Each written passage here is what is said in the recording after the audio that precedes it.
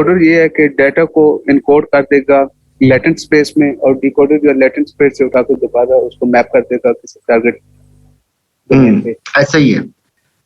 अगर सबको latent space का नहीं आइडिया, कुछ सिंपल वर्ड में अगर आप इसे मजीद एक्सप्लेन करना चाहें तो। सर, लेटेंट स्पेस का मतलब है लो डायमेंशनल, जिसमें उसके फीचर तो सारे एक्सट्रैक्ट किए हैं, उसके डायमेंशन कम है, एक जैसे जो सिमिलर पॉइंट है उनको करीब करीब करके एक इनकोड कर दिया जाता है, यानी कि उसको हम देख नहीं सकते, एक हिडन लेयर होती है। लेकिन डी कोडर जब उसको डिकोड करता है तो उसमें से डाटा रिट्रीव कर लेते हैं, दोबारा उसको एक्सट्रैक्ट कर लेते हैं। और वो इसकी एप्लीकेशन, इसका फायदा क्या हमें होता है? सर, इसकी एप्लीकेशन कम्युनिकेशन में है। जिस तरह हम पुराने ज़माने के टीवी की ले लेते हैं कि स्टेशन होता था, या रेडियो की ले लेते हैं, रेडियो स्टेशन होता था, वहाँ से जो भी आवाज़ होती थी, म्यूज़िक होता था, जो कुछ भी प्रोग्राम चल रहा होता था, उसको इनकोड कर दिया जाता था। वो सिग्नल हमारे पास आते थे, हमारे पास आगे डिवाइस होती थी जो उसको डिकोड करके हमें दोबारा से वही ओरिजिनल उसकी फॉर्म में रिट्रीव कर देती थी।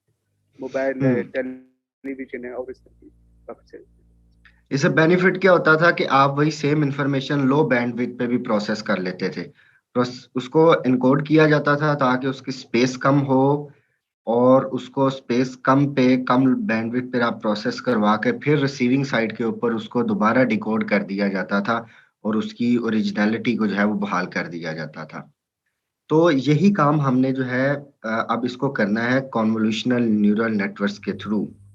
और बहुत सारी इसकी एप्लीकेशंस हैं। इमेजेस में जो है वो नॉइस खत्म करना, और इमेजेस को इन्हांस करना, और इंस्टेंस सेगमेंटेशन जो आप लोग देखते हैं कि पहले तो आपने बाउंडिंग बॉक्सेस को देखा था कि एक ऑब्जेक्ट के इर्द गिर्द बाउंडिंग बॉक्स बन जाता है।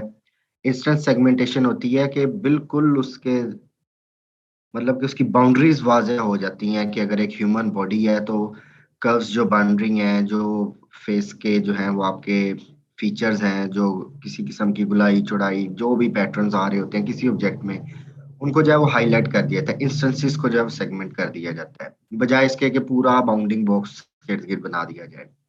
तो ये सारी की सारी बहुत सारी जो है ना इसकी एप्लीकेशंस हैं। तो ये आज जो है ना ये हमने थोड़ी टेक्निक्स को पढ़नी है, थोड़ा फास्ट ट्रैक से हम चलेंगे क्योंकि करने वाला काम बहुत ज़्यादा है हमारे पास।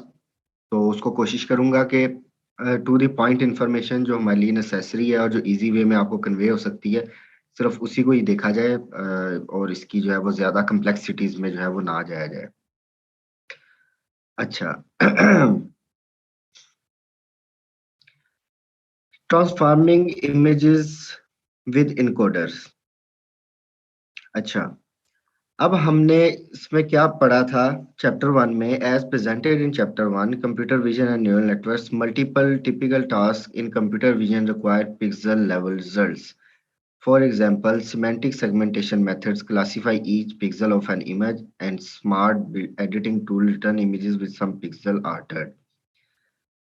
अच्छा, अब हमने चैप्टर 1 के अंदर पढ़ा था कि जो इंस्टेंट सेगमेंटेशन है ना वो पिक्सल लेवल पे होती है हमेशा। हर पिक्सल के बारे में हमारे एल्गोरिथम को ये डिसीजन मेकिंग करनी होती है कि ये पिक्सल कौन सी क्लास से बिलोंग करता है। तो पहले तो एक बाउंडिंग बॉक्स बन जाता था और वो सारे का सारा बॉक्स कह देते थे हम कि भाई ये एक क्लास से बिलोंग करता है, लेकिन हकीकत में ऐसा नहीं होता। हकीकत में जब बाउंडिंग बॉक्स एक बनता है एक ऑब्जेक्ट के इर्द गिर्द, तो मे भी उसके अंदर कुछ बैकग्राउंड भी आ रहा हो या कोई और ऑब्जेक्ट का हिस्सा भी आ रहा हो। तो हर एक को इंडिविजुअली हमने हर पिक्सल लेवल पे बताना है कि ये एक इंडिविजुअल पिक्सल कौन सी क्लास से बिलोंग करता है। तो बहुत गहराई में हमें जाना पड़ता है, पर पिक्सल लेवल पे हमें जो है वो जाना पड़ता है, और पर पिक्सल हमें डिसीजन ये करना पड़ता है कि ये पिक्सल कौन सी क्लास से बिलोंग करता है। अच्छा, इसके लिए जो है सबसे बेस्ट इस वक्त जो टेक्निक जा रही है वो इनकोडर्स और डिकोडर की जा रही है। अब ये करता क्या है, इसकी सिंपल थ्योरी पढ़नी है कि encoder and decoder architecture is very generic framework with application in communication, cryptography, electronics and beyond. बहुत सारी एप्लीकेशन है जैसे हमने अभी डिस्कस की थी। According to this framework, the encoder is function that maps input space into a latent space, that is the hidden structure set of values defined by the encoder. Encoder actual में क्या है कि जो भी information चाहे एक image में है, वॉइस में है या कहीं पर भी है, जो भी इंफॉर्मेशन पड़ी है उसको, उसकी क्वालिटी को डैमेज किए बगैर या बहुत थोड़ी सी क्वालिटी पे कंप्रोमाइज करके उसको एक लो डायमेंशन के अंदर कन्वर्ट कर लेता है, बहुत लो स्पेस के अंदर उसको ले आता है। तो उसके बाद फिर डिकोडर क्या करता है? Decoder is the complementary function that maps elements from this latent space into predefined target domain। Decoder क्या करता है कि ये भी एक इसका ऑपोजिट काम करता है, कम्प्लीमेंट्री फंक्शन है, और ये उसी लेटेंट स्पेस को उठा के जो लो डायमेंशन के अंदर कन्वर्जन कर दी होती है उसको उठा के दोबारा हाई डायमेंशन के अंदर या आपकी मुतलका डोमेन के अंदर जो है वो उसको ले जाता है। तो ये डिकोडर का काम। For example, an encoder can build to parse media files, and it can be paired with a decoder defined for sister to output the media content in a different file format। इसकी ये application भी होती हैं कि ये एक format को उठा के दूसरे फॉर्मेट में भी आप कन्वर्जन कर सकते हैं, या फोर से आपने अगर एक चाइनीज लैंग्वेज से इंग्लिश लैंग्वेज में कन्वर्जन करनी है, आप एक डोमेन से दूसरी डोमेन में एंटर हो रहे हैं, तो ये भी इसकी एप्लीकेशन है। ये मत समझिएगा कि चाइनीज लैंग्वेज का कोई ऑडियो क्लिप आपने प्रोसेस किया है तो उसको वो लो डायमेंशन में कन्वर्ट करता है और फिर दोबारा डिकोडर जो है उसको हाई डायमेंशनल चाइनीज लैंग्वेज में ही ले जाता है। जरूरी नहीं है कि उसी डोमेन या उसी लैंग्वेज या उसी फाइल के अंदर या उसी फॉर्मेट के अंदर ही वापस जाना हो, आप उससे लो डायमेंशन में आकर दूसरी में भी जा सकते हैं। तो ये भी आपने जो है वो माइंड में रखना है कि लाइक जेपीजी इमेज को जो है वो पीएनजी के अंदर कन्वर्ट करना, और वट एवर जो मतलब वीडियोस के फॉर्मेट होते हैं या कुछ भी इस तरह से हो सकता है, एक डोमेन से दूसरी डोमेन के अंदर भी आप मूव कर सकते हैं। अच्छा, इन मशीन लर्निंग, अब ये मशीन लर्निंग ये काम कैसे सर अंजाम देती है, ये हमारा टारगेट है आज का। In machine learning encoder decoder networks has been used for a long time now, for instance for text translation. An encoder network would take sentences from the source language as input, for instance, from French language, and learn to project them into a latent space when the meaning of the sentence would be encoded as a feature vector. A decoder network would be trained along with the encoder to convert the encoded vectors into sentences in the target language English।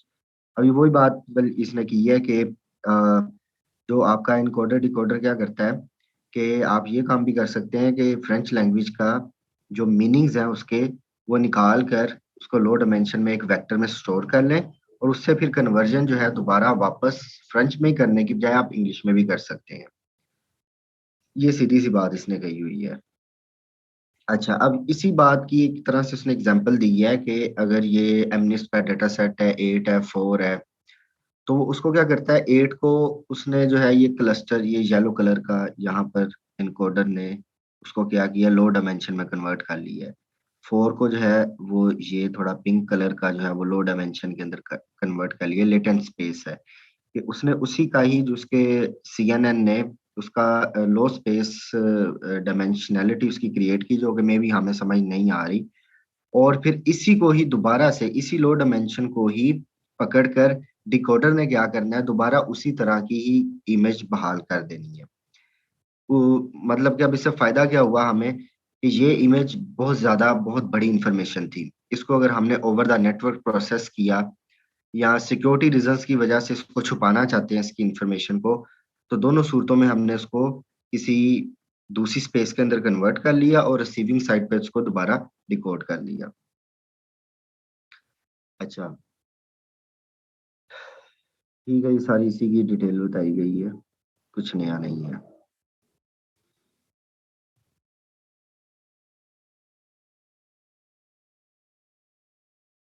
Okay, auto encoder are a special type of encoders and decoders. Auto encoder अब क्या चीज है उसको अब हमने detail में पढ़ना है। As shown in figure 6-1, their input and target domains are the same, so their goal is properly encode and then decode image without impacting their quality. Despite their bottleneck, अच्छा, इनको ऑटो एनकोडर डिकोडर का क्या काम है कि एक में एक स्पेस से दूसरे में उसने कन्वर्जन की, और इसका टारगेट क्या होता है कि क्वालिटी को ज्यादा डैमेज नहीं करना। The inputs are reduced to compress representations. If an original input is required later on, it can be reconstructed for its compressed representation by the decoder। Input जो है वो कंप्रेस कर दिया जाता है, इनपुट इमेज आपकी as a feature vector store कर ली जाती है, और फिर बाद अज़ां जब हमें उसकी जरूरत होती है तो उसी फीचर वेक्टर से हम ओरिजिनल इमेज बहाल कर लेते हैं। JPG tools can thus be called autoencoders, as their goal is to encode images and decode them back without losing too much their information। ये एप्लीकेशन आप डेली बेसिस पर कहीं ना कहीं यूज कर रहे होते हैं, या आपने कभी ना कभी की होगी। ये जो जेपीजी इमेजेस की कन्वर्जन है, वो उसमें क्या करती है, ये एक ऑटो एनकोडर की एप्लीकेशन ही है कि वो एक फॉर्मेट से दूसरे फॉर्मेट में कन्वर्ट कर देती है without losing the original information. अच्छा, अब ये किस तरह से हो रहा होता है? The distance between the input and output data is a typical loss to minimize for auto encoding algorithms. कि distance between the input and output data, कि जो इनपुट असल होती है इमेज और जो आउटपुट होती है रिक्वायर्ड, उनके दरमियान कितना डिस्टेंस है। डिस्टेंस से मुराद है कि फर्क कितना है क्वालिटी के अंदर। इनपुट इमेज जो है वो आपकी बहुत हाई क्वालिटी, बहुत अच्छी थी, और आउटपुट इमेज आपने बहुत ब्लरी सी क्रिएट कर दी है आपके एल्गोरिथम ने, तो उसका मतलब उनका लॉस, उनका डिस्टेंस लेटेंट स्पेस में बहुत ज्यादा है। तो ऑटो एनकोडर क्या करता है? बैक प्रोपोगेशन करता है कि जी ओरिजिनल इमेज जो है वो बहुत ब्लरी है, अच्छी क्वालिटी उसकी जो है वो नहीं प्रोड्यूस हुई, बहुत ज्यादा इंफॉर्मेशन उसमें से लॉस्ट हो गई है। तो वो उसकी बेस पे डिसीजन कर रहा होता है कि उसको किस तरह आगे मूव करना है। जिस तरह आपका जो है ग्रेडियंट डिसेंट वगैरह हमने पढ़े थे कि राइट टारगेट आउटपुट को देखते हुए अब खुद को वेट्स जो है वो न्यूरल नेटवर्क्स के अपडेट करते हैं। तो ये वही बात यहाँ पे कह रहा है कि जो है वो लॉसेस किस तरह मेजर किए जाते हैं। इनपुट इमेज जो उससे कंस्ट्रक्ट करनी है आउटपुट इमेज, और उनके दरमियान जितना ज्यादा डिफरेंस होगा उनकी क्वालिटी का, वो हमारा एक्चुअल में लॉस है, और उस लॉस को मिनिमाइज करता है आपका एल्गोरिथम, और आउटपुट इमेज को विदाउट लॉस एनी इंफॉर्मेशन वो उसको एनहांस करने की कोशिश करता है, उसकी क्वालिटी को। In machine learning, autoencoders are really convenient to train, not only because their loss is straightforward to express as we just described, but also because their training loss do not require any label. The input images are the targets to use compute the loss. Machine learning के अंदर जो है ये बहुत easy काम है encoders बनाना। उसकी वजह ये है कि ना सिर्फ इनकी ट्रेनिंग इजी है, इनका लॉस जो है वो स्ट्रेट फॉरवर्ड है कि एक इमेज है दूसरी इमेज है, उनके दरमियान बस कंपैरिजन करना है। इंसानी आंख भी तो कर लेती है ना कि यार ये इमेज है, यही उसका रेप्लिका इमेज है, तो ये क्वालिटी में हमें अच्छी लग रही है, ये अच्छी नहीं लग रही। तो स्ट्रेट फॉरवर्ड सा इनका कंपैरिजन है, जिसकी बेस पे न्यूरल नेटवर्क अपने आप को अपडेट करता है।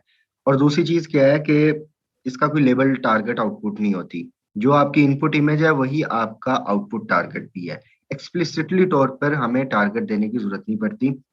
जैसा कि हम कैट एंड डॉग्स करते हैं तो हर इमेज का लेबल बताते हैं कि ये इमेज जो है वो कैट की है, ये इमेज जो है वो डॉग की है, तो लेबल्स बता रहे होते हैं। तो यहाँ पे इन न्यूरल नेटवर्क्स में हमें लेबल बताने की जरूरत नहीं होती, इनपुट इमेज ही एक्चुअल में आउटपुट होती है आपकी, क्योंकि इनपुट इमेज हम देते हैं उस नेटवर्क को, और उसी तरह का ही उस कम स्पेस की इमेज क्वालिटी को मेंटेन रखते हुए उसी तरह का उसका रेप्लिका हमें आउटपुट के तौर पे चाहिए होता है। तो एक्सप्लिसिटली उसका टारगेट लेबल आउटपुट देने की जरूरत नहीं पड़ती। इस वजह से भी ये इजी है इसकी ट्रेनिंग। अच्छा, given the given the smaller latent space of AE, their encoding subnetworks must learn to properly compress the data, whereas the decoder must learn a proper mapping to decompose it back। ये बात की जो है ना उसने summary कर दिए थे यार, कि आपके ऑटो इनकोडर्स को क्या करना चाहिए। ऑटो इनकोडर नेटवर्क के अंदर इनकोडिंग अच्छी उस वक्त होगी जब वो ओरिजिनल इमेज को कम स्पेस के अंदर रिप्रेजेंट करना सीखे, और अच्छी डिकोडिंग कब होगी जब वो कम स्पेस से दोबारा असल इमेज को रिकंस्ट्रक्ट करने की कैपेबिलिटी रखता हो। दो लाइनों के अंदर जब उसने बात की समरी लिख दी है आपको। अच्छा, अब इसका पर्पस पढ़ना है हमने। पर्पस के अंदर ये सारी की सारी इमेजेस आपको दी गई हैं। तीन नीचे जो है वो डायग्राम की इमेज बनाई हुई है। ये हम इसकी एप्लीकेशन, इसके मेन पर्पसेस पढ़ेंगे। ये आपने गौर से सुनने हैं। Regarding the more generic encoder decoder, their application are numerous. They are used to convert images to map them from one domain of modality to another. For example, such models are often applied to depth recognition, that is the estimation of the distance between the camera and image content. इसकी application में ये चीज भी आ जाती है कि ये pixel की डेप्थ, तीसरी डायमेंशन, 3D कंस्ट्रक्शन भी आपकी कर सकता है।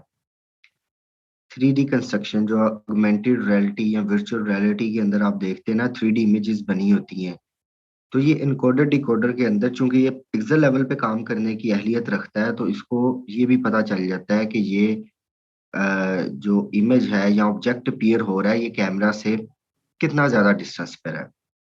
तो अगर कोई चीज कैमरा से ज्यादा डिस्टेंस पर है तो वो उसको 3D के अंदर उसका डिस्टेंस वो ज्यादा लंबा प्लॉट करेगा। अगर कोई ज्यादा करीब है पिक्सल ग्राउंड से या कैमरे से, तो वो उसको करीब में प्लॉट करेगा अगर कम डिस्टेंस है उसका। तो ये चूंकि पिक्सल लेवल पे ये गेम खेल रहा होता है सारी की सारी, तो इसको एक तीसरी डायमेंशन भी हम इससे प्लॉट कर सकते हैं। तो ये एक बहुत बड़ी इसकी एप्लीकेशन है इन वर्चुअल रियलिटीज। अच्छा, उसके अलावा ये कहाँ पे यूज होता है? Semantic segmentation. सिमेंटिक सेगमेंटेशन आपकी क्या है कि पिक्सल बाय पिक्सल उसने इमेज को जो है वो रिकग्नाइज करना है। ये देखें, जैसा कि ये इमेज थी आपके पास, सिमेंटिक सेगमेंटेशन में क्या हुआ एट द एंड, दरख्त, बिल्डिंग, कार, रोड, जो सारे के सारे पिक्सल बाय पिक्सल उसने जो है वो बाउंड्रीज बना दी। ये पिक्सल इस क्लास से बिलोंग करता है, ये पिक्सल इस क्लास से बिलोंग करता है। इसकी एप्लीकेशन क्या हो सकती है कि जी आप आर्टिस्टिक यूज केसेस हो सकते हैं कि जी जैसे इसने लिखा है कि estimating the day time equivalent picture taken at night, कि अगर रात को एक तस्वीर ली गई है तो उसका जो है वो डे टाइम व्यू उसका क्रिएट करना।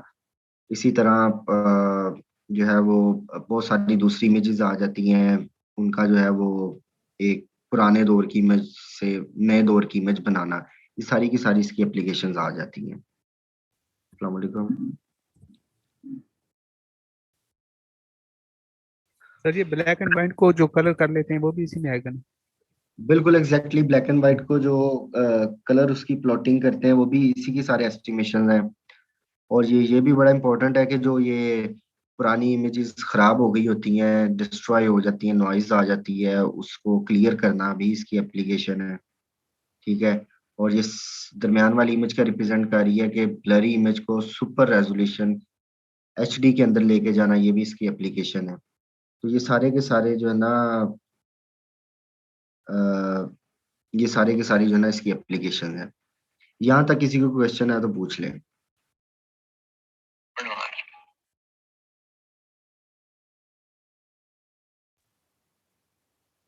सर ये जो डेप्थ रिग्रेशन ऊपर आपने डिस्कस किया है, काइंडली इसमें थोड़ा सा एक्सप्लेन कर दें। वो जो डिस्टेंस इमेज का हम डिस्टेंस कैमरे से नापते हैं, उससे क्या फायदा होगा, मतलब या उसका क्या यूज है? एक से हाँ,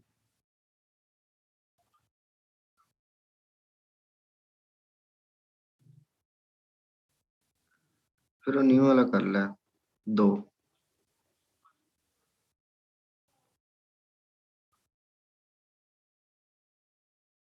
महीने का कर ले।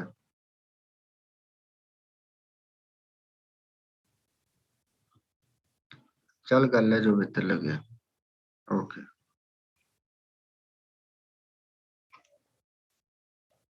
अच्छा, जो उसका सीन होता है ना कि ये देखें, जैसे कि ये अगर आप ये वाली इमेज देखें सिमेंटिक सेगमेंटेशन में, तो उसको पता है कि ये रोड है, ठीक है, और ये पिक्सल जो है ये बहुत उसके डिस्टेंस पे अपीयर हो रहे हैं।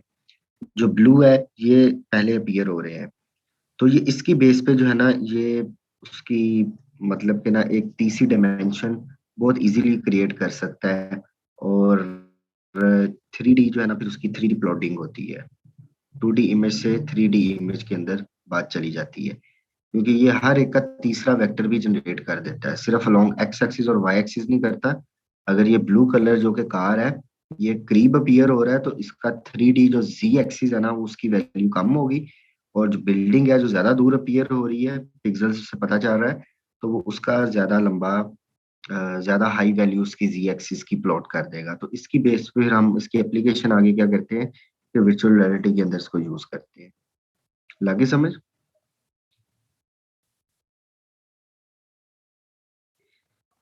अच्छा let's now consider autoencoders. Why should a network be trained to return its input image? The answer lies once again in the bottleneck property of autoencoders. कह रहा है कि ये क्या है ऑटो एनकोडर, ये क्या मामला है कि जो इनपुट दी जा रही वही आउटपुट के तौर पे कन्वर्ट कर रहा है और वही आउटपुट के तौर पे रिटर्न कर रहा है हमें। तो यही चीज ही तो चाहिए कि इनपुट इमेज ही आउटपुट इमेज के तौर पे चाहिए, लेकिन उसकी दूसरी फॉर्म। यहाँ उस इनपुट इमेज का हमें या उस इनपुट इमेज का हमें आउटपुट चाहिए इन लो डायमेंशन के 10 MB की इमेज जो है वो कन्वर्ट होकर 2 MB में रह गई है और इंफॉर्मेशन लॉस्ट नहीं हुई। ठीक है, हमारा फायदा हो गया। या वही कोई 10 KB की इमेज है वो हमने 5 MB में कन्वर्ट करनी है, लो रेजोल्यूशन को हाई रेजोल्यूशन में कन्वर्ट करना है। तो बात तो वही है कि वही इनपुट इमेज हमें आउटपुट में मिल रही है, लेकिन थोड़ी एक अपनी फॉर्म चेंज कर लेती है, एक अपनी डोमेन चेंज कर लेती है। वही अल्फ वर्ड्स हैं, वही उनके मीनिंग है, वही इनपुट के तौर पे फ्रेंच लैंग्वेज में है, वही कन्वर्ट होकर वही मीनिंग्स हमें किसी और लैंग्वेज में, मतलब कि किसी और डोमेन के अंदर मिल रहे हैं। ठीक है। अच्छा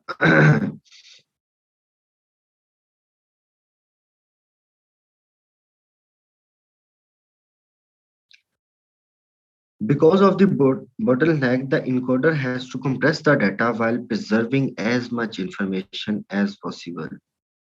इनकोडर्स ने कंप्रेस करना होता है डाटा को, लेकिन preserving as much information as possible, जितना हो सके उतना क्वालिटी उसकी बेहतरीन रखे। ठीक है। अच्छा, उसके बाद ये क्या कह रहा है कि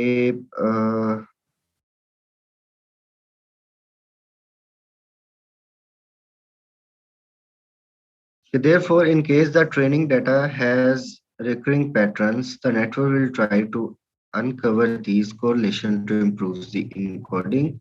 The encoder part of the AI can thus be used to obtain low dimension of images, the domain it was trained for. अच्छा आप लोगों को जो है ना वो मैं डायरेक्ट एग्जांपल पे लेके जाता हूँ। थ्योरी शायद आप लोगों को थोड़ी मजे की ना लगे। We'll state the usefulness of autoencoder in simple example.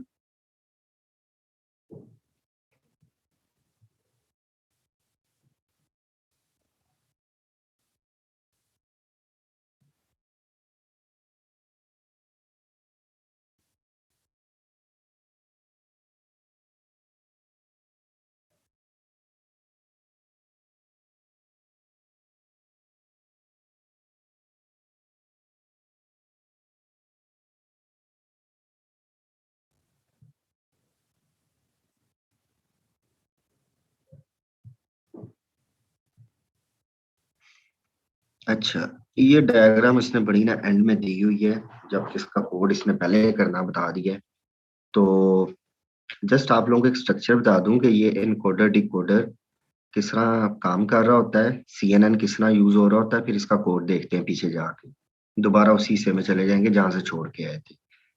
अब ये सीन ये होता है कि इनपुट इमेज कोई ना कोई दी जाती है, फोर से वो कोड दिया हुआ है कि एमनिस डाटा सेट की एक ब्लरी इमेज हमने देनी है, इसके अंदर नॉइज ऐड है और उस इमेज को क्लीन करना है।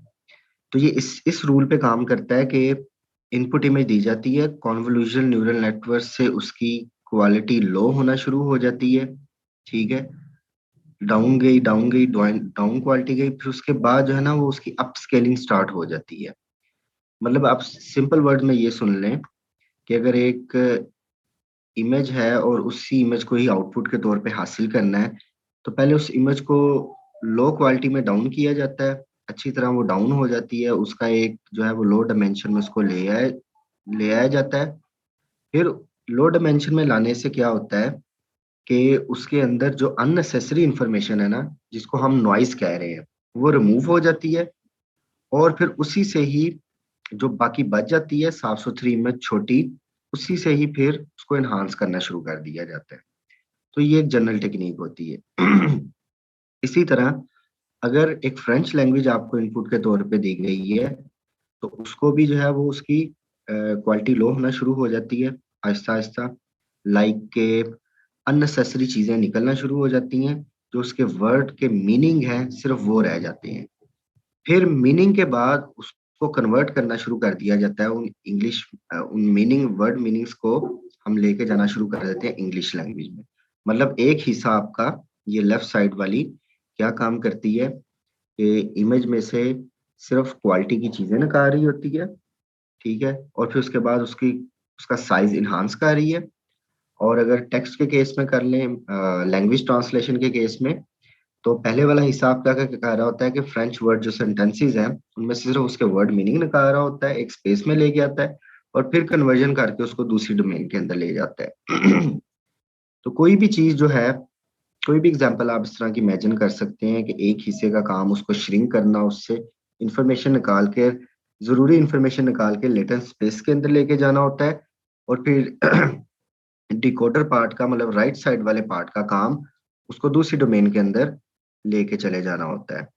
तो इसको आमतौर पे यू नेटवर्क आर्किटेक्चर कहते हैं। जनरली यही तरीका जो है ना वो हर जगह यूज हो रहा था। वैसे एक और आर्किटेक्चर भी है, वो पढ़ेंगे, लेकिन जो कोड है वो इससे रिलेटेड दिया गया है। अच्छा, simplistic fully converted auto encoders. अब ये उसका कोड दिया गया है। ये देखें, शेप के अंदर क्या दी गई है, पहली लाइन, इनपुट इमेज की जो है वो हाइट और विड्थ जो है वो आपने एज ए इनपुट देनी है। उसके बाद क्या हो रहा है, ये आपका इनकोडर है, पहली दो लाइनें आप देखेंगे कि डेंस 128, और फिर उसके बाद कम हो रहा है साइज लेयर्स का, 64 न्यूरॉन्स की बेस पे बनाया गया हुआ है, ठीक है। फिर उसके बाद डिकोडर पार्ट शुरू हो जाता है। वो डिकोडर क्या कर रहा है, अब दोबारा इमेज को इन्हांस करना शुरू कर रहा है, 64 से 128 उसकी क्वालिटी को आगे लेके जा रहा है, ठीक हो गया। वो उसी तरह कंपाइल आपने किया, उसकी ट्रेनिंग स्टार्ट करने के लिए डॉट फिट किया। डॉट फिट के अंदर आप इनपुट और आउटपुट दोनों देते हैं, इनपुट इमेज और उसका लेबल टारगेट। लेकिन यहाँ पर आपने क्या पढ़ा था कि जो इनपुट इमेज है वही आउटपुट इमेज है, क्योंकि इनपुट इमेज का या इनपुट का ही रेप्लिका तैयार करना है। तो जो है वो, इसलिए आप क्या करते हैं कि जो इनपुट इमेज स्टार्ट में है वही आपने एज ए इनपुट दी, और वही इमेज स्टार्ट वाली एज ए आउटपुट दी कि इसका ही हमने एट द एंड रेप्लिका तैयार करना है। तो दैट्स वाई एक्स ट्रेन को ही इनपुट की जगह रखा गया और एक्स ट्रेन को ही आउटपुट या लेवल की जगह रखा गया। इस कोड के अंदर अगर किसी को अंडरस्टैंडिंग नहीं हुई तो वो अभी पूछ ले। जी, क्लियर है सबको?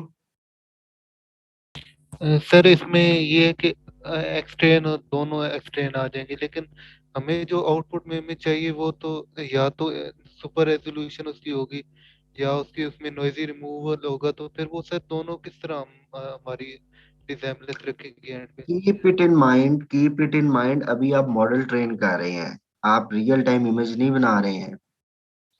जब मॉडल ट्रेन कर रहे होते हैं उस वक्त उसको सिखा रहे होते हैं। ये अभी हमने मॉडल हासिल करना है। जब आप मॉडल ट्रेन कर लेंगे आपके पास मॉडल आ जाएगा, उसको फिर आपने सिर्फ इमेज देनी है और वो उसकी हाई रेजोल्यूशन या उस पे जो आपको ऑब्जेक्टिव चाहिए वो करके आपको दे देगा।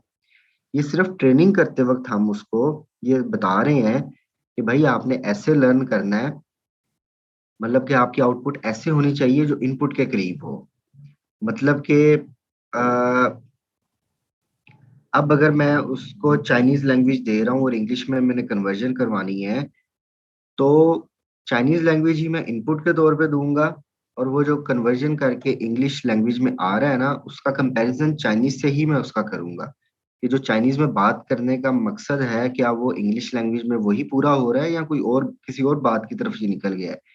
इसी तरह अगर एक इनपुट इमेज आ रही है 10 MB की और मैंने उसको 2 MB में कन्वर्ट करना था, तो उसी 10 MB की इमेज को मैं एज ए इनपुट दूंगा, और जो एट द एंड मेरे पास आउटपुट आएगी 2 MB को, उसका मैं फिर 10 MB से ही कंपैरिजन करूंगा कि क्या आल्दो किसने 10 MB को 2 MB में कन्वर्ट करके आउटपुट दे दिया, लेकिन जो मुझे इनपुट मेरी इमेज थी उससे कंपैरिजन तो करूंगा ना कि ये कि ज्यादा इन्फॉर्मेशन तो नहीं इसने लॉस्ट कर दी, क्या ये करीब करीब इसने डिजाइन की है। अगर इसने 10 MB से 2 MB में आ गया है तो इसका मतलब ये तो नहीं कि बहुत ज्यादा कोई इंफॉर्मेशन बीच में से लॉस्ट हो चुकी हुई है। तो ये एक लॉस फंक्शन है उसका। अभी हम मॉडल ट्रेन कर रहे हैं, फिर उसको इससे समझ आएगी कि यार ये मैंने बहुत ज्यादा लॉस कर दिया है, मैंने 2 MB में अगर उसको कन्वर्ट किया है तो मैंने इन्फॉर्मेशन बहुत ज्यादा मेरे से लॉस्ट हो गई है। तो इसका ग्रेडियंट डिसेंट करता है, क्या करता है, बैक प्रोपोगेशन करता है, दोबारा पीछे वापस जाता है और वो कहता है कि भाईजान इन्फॉर्मेशन बहुत ज्यादा लॉस्ट हो चुकी है। ये काम हम नहीं कर रहे होते, मॉडल अपने लेवल पे कर रहा होता है। जिस तरह के आप रिग्रेशन प्रॉब्लम सिंपल कर रहे थे, तो अगर कहीं पर वैल्यू जो है वो किसी की 100 आनी होती थी तो आपका एल्गोरिथम 500 दे देता था, तो लॉस कंपैरिजन होता था कि 500 माइनस 100, 400 आपके पास लॉस आ जाता था, तो आपका मॉडल खुद वेट्स को दोबारा अपडेट करता था। तो इसी सिनेरियो में यहाँ पर भी आपका मॉडल इनपुट इमेज के साथ ही कंपैरिजन कर रहा होता है। आल्दो के आउटपुट लेबल के साथ कंपैरिजन करते हैं, मॉडल के आउटपुट का जो है ना वो कंपैरिजन करते हैं जो है वो आपके असल टारगेट आउटपुट के साथ। तो यहाँ पे टारगेट आउटपुट इनपुट इमेज ही है। दैट्स वाई हम आउटपुट में भी इनपुट इमेज ही लिखते हैं और इनपुट इमेज में भी इनपुट इमेज ही लिखते हैं। ठीक है, ताकि उसको पता चले कि ये जो इनपुट दी गई है इसी तरह का ही मैंने कोई रेप्लिका इसका तैयार करना है। ये लगी समझ? ये तो समझ आ गई थी। अच्छा, अब इसी तरह एप्लीकेशन टू इमेज डी नॉइजिंग, इसने एक इमेज तैयार की है, खुद उसमें नॉइज क्रिएट की है, np.random.normal, और एनकोडर को क्या किया है ये देखें, इनपुट के तौर पे नॉइजी इमेज दे दी है और आउटपुट के तौर पर असली इमेज दे दी है। ठीक है, ये अब पहली एप्लीकेशन आपकी तैयार हो गई है। अब क्या है कि आपके पास दो तरह की इमेज है, अभी आप मॉडल को ट्रेन करवा रहे हैं। कीप इट इन माइंड, आप ट्रेनिंग और डिप्लॉयमेंट या टेस्टिंग के अंदर जो है ना कंफ्यूज हो रहे हैं। जब आपकी ट्रेनिंग होनी है ना, तो आपने उसको इनपुट इमेज और आउटपुट इमेज वो आपने दोनों वहां डिफाइन करनी है। जब उससे आप प्रिडिक्शन ले रहे होंगे या काम ले रहे होंगे या उसको अप्लाई करेंगे, डिप्लॉय करेंगे, उस वक्त आपने सिर्फ एक चीज देनी है, जिस तरह आप पीछे अभी तक करते आ रहे हैं। तो यहाँ पर उसने क्या किया है कि इनपुट के तौर पर नॉइजी इमेज दे दी हुई है खराब सी, और आउटपुट के तौर पर असली वाली साफ सुथरी इमेज दे दी हुई है। तो उसने मॉडल को ट्रेन कर रहा है, एक डीनवाइजर बना रहा है कि जिस मॉडल को ये पता चले कि जब मेरे पास एक खराब नॉइजी इमेज आनी है तो उसको मुझे क्लीन कैसे करना है। ठीक है, तो ये उसकी ट्रेनिंग हो रही है। मॉडल अब लर्न करना शुरू करेगा कि x noisy is my input and x train is my output, मुझे इस गंदी इमेज से साफ इमेज तक का सफर कैसे करना है, ये अब आपका मॉडल लर्न कर लेगा। जब आप इसको रियल टाइम डिप्लॉय करेंगे तो इसकी ट्रेनिंग हो चुकी हुई है, उस ट्रेनिंग ने नॉइजी इमेज को साफ इमेज में कन्वर्ट करना सीख लिया हुआ है। अच्छा, तो अब क्या करेंगे, आप सिर्फ एक्स नॉइजी दिया करेंगे। जब आप इसको डिप्लॉय करेंगे या आपने कोई वेबसाइट बनाई है, एंड्रॉइड ऐप बना दी, पीछे आपने अपना मॉडल लगाया हुआ है, आपने लोगों को कहा कि अपनी नॉइजी इमेजेस अपलोड करो और मैं आपको जो है ना इसकी साफ इमेज बना के दूंगा, तो देन आपको सिर्फ एक्स नॉइजी देनी पड़ेगी।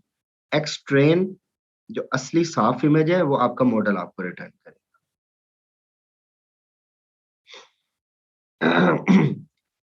अच्छा, अब थोड़ा जरा मैथमेटिकल कॉन्सेप्ट्स में पीछे जाना पड़ेगा कि ये अनपुलिंग, ट्रांसपोजिंग एंड डायलेटिंग क्या चीजें होती हैं। ये हमारी बहुत ज्यादा इस सारे सिनेरियो में काम आ रही होती हैं, क्योंकि उसकी वजह ये है कि आपने हमेशा से जितने भी अभी इससे पीछे जो है वो CNN पढ़े हैं, उसमें ये होता है कि इमेज जो है ना वो डाउन स्केल होना शुरू होती है। आपने कहीं पर भी देखा होगा कि एक कॉन्वोल्यूशन, सारी इनपुट इमेज आती है, उसके ऊपर कॉन्वोल्यूशन लेयर अप्लाई होती है, उसके बाद मैक्स पूलिंग होती है। मैक्स पूलिंग क्या करती है, आपकी बड़ी लेयर्स को छोटी लेयर में कन्वर्ट कर देती है। एट द एंड आप कोई भी CNN का स्ट्रक्चर उठा के देख लेना, आपको मे बी अभी माइंड में ना हो, तो हमेशा देखेंगे इमेज जो है ना वो लेयर श्रिंक ही हो रही होती है, इन्फॉर्मेशन श्रिंक ही हो रही होती है। एट द एंड इतनी श्रिंक हो जाती है कि सिर्फ अगर आपके नंबर ऑफ क्लासेस 10 है तो 10 न्यूरॉन्स एट द एंड रह जाते हैं, या उसकी पिछली लेयर्स के अंदर 512 या 256 न्यूरॉन्स उसकी पिछली लेयर में रह जाते हैं, जबकि पीछे से वो मिलियंस ऑफ न्यूरॉन्स के अंदर आ रहे होते हैं। तो ये हम जो है वो पूलिंग कर रहे होते हैं, जो है वो और तरह तरह के उसके फंक्शंस लग रहे होते हैं जो उसको डाउन स्केल कर रहे होते हैं। तो पूलिंग कर रहे होते थे, अब हमने अनपूलिंग पढ़नी है, ट्रांसपोजिंग उलट करना पड़ना है, क्योंकि एक साइड का स्ट्रक्चर तो हमें पता है कि वो लो स्केल में चला गया है, अब उस लो स्पेस से हाई स्पेस के अंदर वापस कैसे जाना है। तो जो लो स्पेस में लाते वक्त फंक्शन हमने किए थे उनके उलट काम हमें हाई स्पेस में जाने के लिए करने पड़ेंगे। अगर हम लो स्पेस में पुलिंग करके आए हैं तो हाई स्पेस में हमें अनपुलिंग करके दोबारा वापस जाना पड़ना है। अच्छी क्वालिटी या जो भी हमारा, जिस डोमेन में भी हम जाना चाहते हैं, जो भी चीज ऑब्जेक्टिव अचीव करना चाहते हैं, उसमें जाने के लिए हमें जब वही काम दोबारा उलट करने पड़ेंगे। तो इसलिए अनपोलिंग, ट्रांसपोर्ट, ट्रांसपोजिंग एंड डायलेटिंग जो है वो उसके बड़े इंपॉर्टेंट कॉन्सेप्ट हैं, वो हम थोड़े देख लेंगे। स्पीडी वे में ज्यादा मैथमेटिक्स में नहीं जाएंगे, जस्ट आपको हल्का सा इसको इंट्रोडक्शन दे दूंगा। अच्छा, ट्रांसपोज्ड कॉन्वोल्यूशन, कॉन्वोल्यूशन का उलट, जिसको हम डी कॉन्वोल्यूशन भी कहते हैं। आल्दो के डी कॉन्वोल्यूशन और ट्रांसपोज कॉन्वोल्यूशन दो अलग अलग कॉन्सेप्ट्स हैं अगर हम मैथमेटिशियंस के सामने बात करें, लेकिन फिलहाल आप बगैर कंफ्यूज हुए यही समझ लें कि इस बुक की हद तक ट्रांसपोज कॉन्वोल्यूशन या डी कॉन्वोल्यूशन दोनों एक ही बात है, कि जब हम कॉन्वोल्यूशन करके उसको जो है वो पहले कॉन्वोल्यूशन करके हमेशा एक उसको डाउन स्केल करते रहे हैं, एक अब उसको उसी से ही उसको डी कॉन्वोल्यूशन करके दोबारा दूसरी डोमेन के अंदर हमने कैसे कदम रखना है।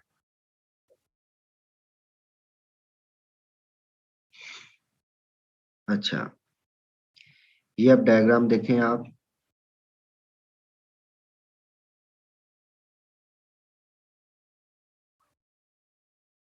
कि ये आपके पास एक इनपुट इमेज है और ये आपके पास एक फिल्टर है।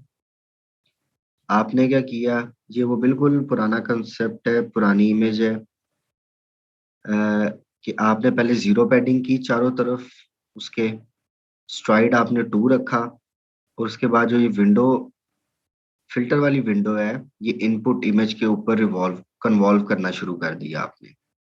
ये सबसे पहले विंडो यहाँ पर आएगी, ये जो ग्रीन कलर दिखाया हुआ है, ठीक है। तो उसका रिजल्ट ये आया 0 0 0 0 1 3 0 0 -1, ये वाली विंडो। ये वाली विंडो जो है वो इस फिल्टर के साथ कन्वॉल्व होगी, फिल्टर W के साथ, ये दिखाया हुआ है। ये सबसे पहले पहली विंडो इसके साथ कन्वॉल्व हुई तो 2 रिजल्ट आ गया। अब स्ट्राइड 2 है, तो 2 स्ट्राइड के साथ आप मुझे बताएं कि विंडो कहाँ पर जाएगी, कोई बता सकता है?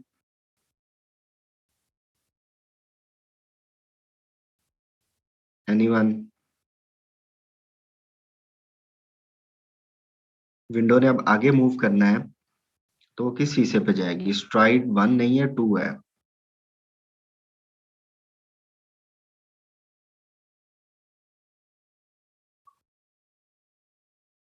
यार स्ट्राइड का बिल्कुल आइडिया नहीं है, आप लोग पीछे CNN सारे भूल गए हैं।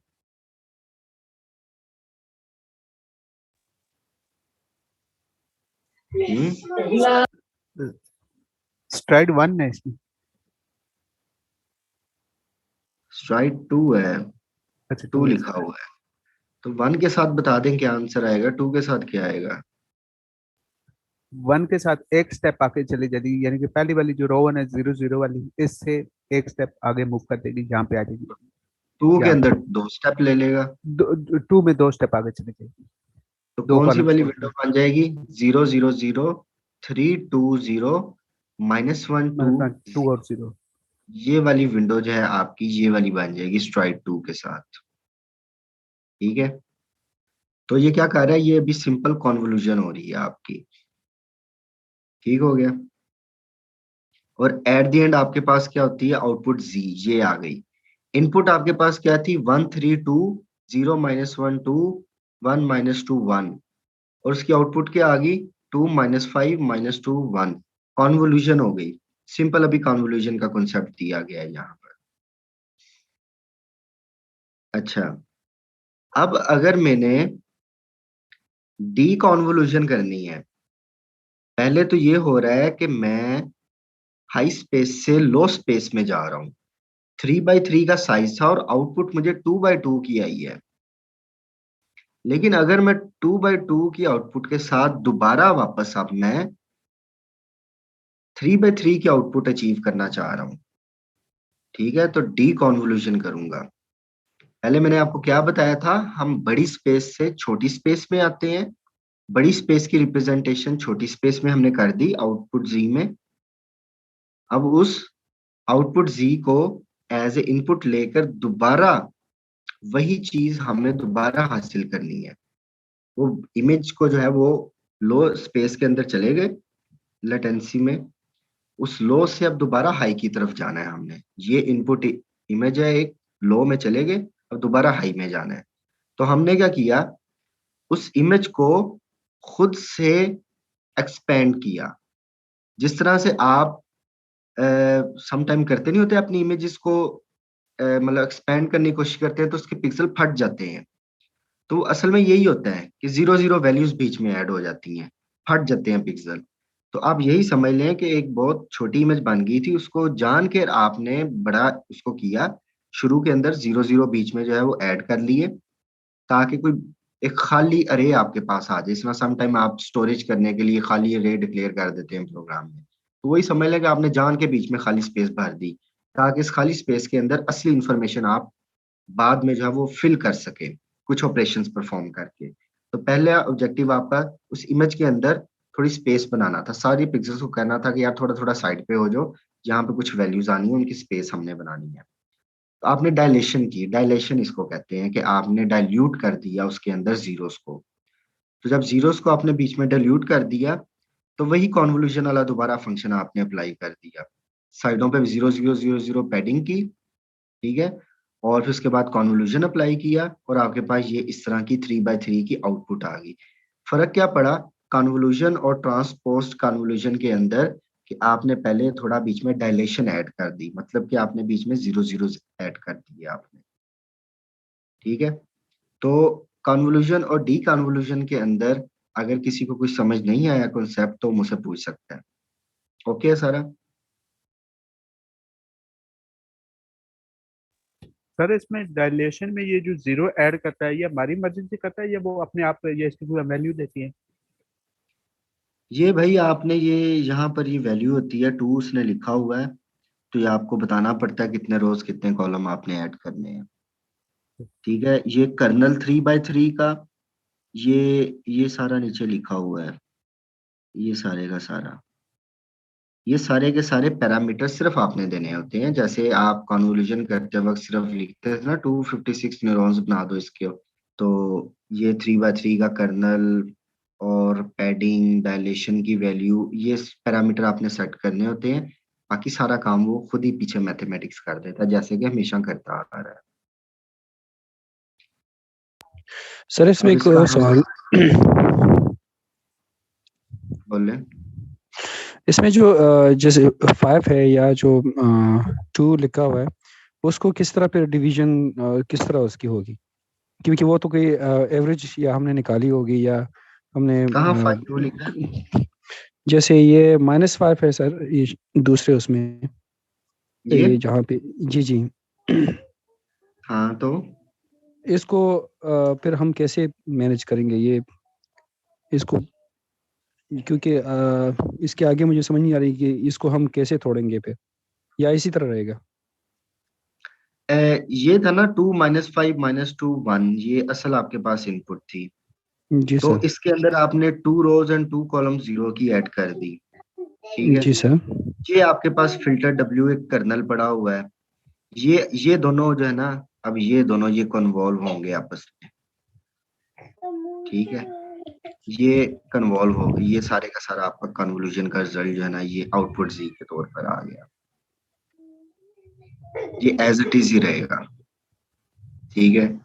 अब इसकी जो है ना हर एलिमेंट की वैल्यूज जो है वो कन्वॉल्व होंगी, जिस तरह ये एग्जांपल ठीक है। दी गई, 0 ये ग्रीन वाला 0 0 0 0 0 -2 0 ये आ गया, और W जो है वो ये आ गया, इन दोनों की कॉन्वोल्यूशन हुई तो -2 आंसर ये आ गया इधर।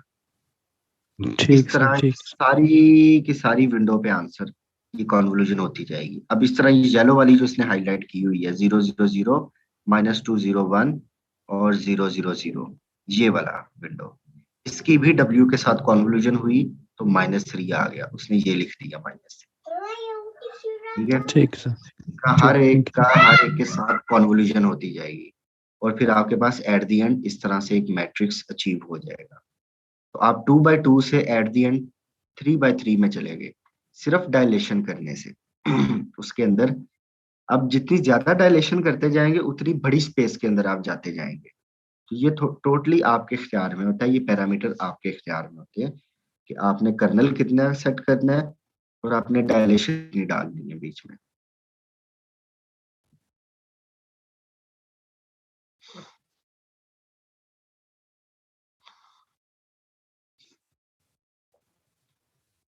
अच्छा, पहले आप लोगों को याद है आप लोग पूलिंग करते थे, ठीक है, पूलिंग क्या होती थी भला? सर पूलिंग में हम जो बनाते 2x2 जो हम उसे देते थे, उसके अंदर से मैक्स पूलिंग होती तो वो मैक्सिमम नंबर उठा के लेके आता है एवरेज, तो उनकी एवरेज और इस तरह सर होते थे पूलिंग में।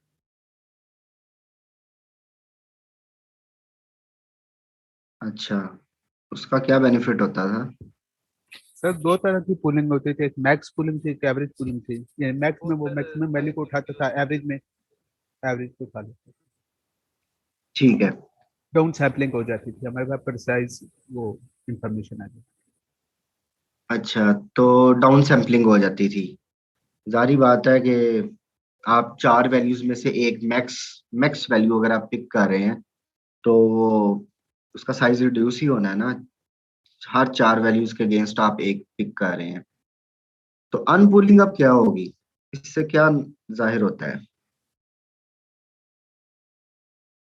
सर ये एक वैल्यू से 4 वैल्यू गेट करेगा। अब एक वैल्यू से 4 वैल्यू दोबारा बनाएगा, ठीक है ना, क्योंकि हम उलट जाना भी सीख रहे हैं, हमेशा से हम बड़ी स्पेस से कम स्पेस की तरफ तो आए हैं लेकिन कम से दोबारा बड़ी की तरफ वापस नहीं गए हैं, ठीक है। तो अब हमने दूसरी साइड को भी थोड़ा एक्सप्लोर करना है। तो कन्वोल्यूशन करके हम क्या करते थे, छोटी स्पेस में चले जाते थे, अब डीकन्वॉल्व करके हमने कहा कि दोबारा बड़ी में कैसे जाना है। इस तरह पुलिंग करके भी हमारे साइज कम हो जाते थे, अब अनपुलिंग करके साइज दोबारा बड़े कैसे करने हैं, दूसरी साइड पे कैसे जाना है, तो ये उसी का ही पार्ट है। अच्छा, अनपुलिंग की अब एग्जांपल दी हुई है इसने कि पहले क्या सीन होता था हमारे पास, ये आपके पास 4/4 का मैट्रिक्स है, 0 2 -2 और 0, इसमें से मैक्सिमम सबसे बड़ा क्या है, 2 है। मैक्स पुलिंग हुई, उसने 2 को लिख लिया, 0 1 1 0 2 0 1 1 2, इसमें सबसे बड़ा क्या है, 2 है, उसने 2 को लिख लिया। इसके बाद -4 0 -1 1, इसमें सबसे बड़ा क्या है, 1 है, उसने 1 को लिख लिया। 3 2 2 1, इसमें सबसे बड़ा क्या है, 3, उसने 3 को लिख लिया। ये पुलिंग होगी आपके पास, ठीक है। और 2 2 1 3, इसको उसने x1 x2 x3 x4 suppose कर लिया कि ये तो खुद से कोई 2 2 1 3 सपोज किए गए ना सारी वैल्यूज, तो उसने जनरल फॉर्म में इसको लिख लिया, वेरिएबल की फॉर्म में लिख लिया, 4 वेरिएबल की इसने जो है वो वैल्यूज यहाँ पर रख ली है। अच्छा, अब जब अनपूल करना है, वापस अब बड़ी स्पेस के अंदर जाना है, तो वो क्या करेगा कि वो 0 0 ऐड कर देगा, जहां जहां पर तो वो आ रहा था उसके पास सारी हिस्ट्री मौजूद है, जहां पर x1 था, x2, x3, x4 जहां जहां थे उसने वो वहां पर ही लिखे हैं, बाकी उसने जो है वो 0 0 डिक्लेयर कर दी है। अच्छा, अब उसको कैसे पता चला है कि ये पहले स्केयर के अंदर x1 इधर आना है, दूसरे स्केयर के अंदर x2 इधर आना है, तीसरे स्केयर के अंदर x3 इधर आना है, और चौथे स्केयर के अंदर x4 आना है, इधर आना है फर्स्ट पोजीशन पे? ये सारी पोजीशन उसको कैसे पता चल गई, ये कोई बता सकता है? सर सर जहाँ इसकी से मेमोरी उसने में होगा। उससे मैक्स वैल्यू उठाई थी वहीं पे उसने, यानी कि वो वैल्यू उसको वहीं डाल भी के तो कैसे उसको पता चला, कैसे याद है उसको? कूलिंग मास्क ले रहे ऊपर। बिल्कुल, कूलिंग मास वो साथ उसकी मेमोरी स्टोर कर लेते हैं। 2213 जहां जहां से उसने उठाए हैं उसने वहां पर ना 1111 कर दिया है, लोकेशंस उसने स्टोर कर दी है कि अगर उसने 2 यहां से उठाया है तो उसने वहां पर उस जगह को 1 कर दिया, ये वाला 2 अगर उसने यहां से उठाया तो इस जगह को उसने 1 कर दिया है, ये वाला 3 यहां से उठाया तो उसने उस जगह को 1 कर दिया है, ताकि जो दोबारा, क्योंकि हमें पता है हम एनकोडर और डीकोडर भी बना रहे हैं, हमने डिकोड भी करना है एट द एंड। जब हम सिर्फ एनकोड कर रहे होते थे या वन साइड कर रहे होते थे, सीएनएन की एप्लीकेशन देख रहे होते थे, तो हम सिर्फ मैक्स पुलिंग करते थे, अनपुलिंग नहीं करते थे, तो हमें जरूरत नहीं पेश आती थी पुलिंग मास की। लेकिन अब चूंकि दोबारा हमने वापस जाना है बड़ी स्पेस के अंदर, तो हमारे पास हमें पता होना चाहिए कि हमने किन रूल्स के तहत उसको श्रिंक किया है, ताकि उन्हीं रूल्स के तहत उसको दोबारा एक्सपेंड कर सके। दैट्स वाई पुलिंग मार्क्स हमें बताता है कि आपने ये काम करना है, यहाँ यहाँ से आपने ये वैल्यूज जो मैक्स वाली है यहाँ से उठानी है। अच्छा, अब सैम्पलिंग एंड रीसाइजिंग क्या है आपकी, इसकी एग्जांपल देख लें। अब उसमें और पिछली वाली जो एप्लीकेशन हमने पढ़ी है उसमें और इस एप्लीकेशन में ये फर्क है कि जहां पर वो 0 0 कर देता था ना, उसकी बजाय वो सारी की सारी जगह पर ही वो x1 x1 x1 x1 कर दिया, x2 x2 x2 x2 कर दिया, x3 x3 x3 x3 कर दिया, x4 x4 x4 x4 कर दिया। अब ये करने से, अच्छा यहाँ पर पुलिंग मास क्यों नहीं यूज हुआ, पुलिंग मास किधर है?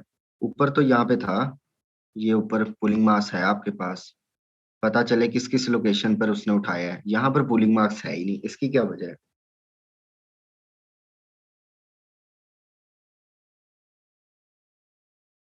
तो हम्म अगर सबको एक ही मतलब जीरो उसने उठाया तो जीरो भी चारों में उसने फिक्स कर दी है। बिल्कुल, पोजीशन की जरूरत ही नहीं है, असल में तो उसने x1 जो है वो यहाँ से इस लोकेशन से उठाया था, लेकिन जब उसने साथ भी x1 लिख दिया, नीचे भी लिख दिया, उधर भी लिख दिया, तो अब जरूरत ही नहीं है हमें कि हम पूछें कि भाई किस लोकेशन पर x1 पड़ा था, जब सारी की सारी चारों की चारों लोकेशन पूरा का पूरा बॉक्स ही आपने एक वैल्यू से ही भर दिया है, तो पुलिंग मास्क की आपको जरूरत नहीं पड़ी। इसको कहते हैं अप सैम्पलिंग या रीसाइजिंग करना, ठीक है।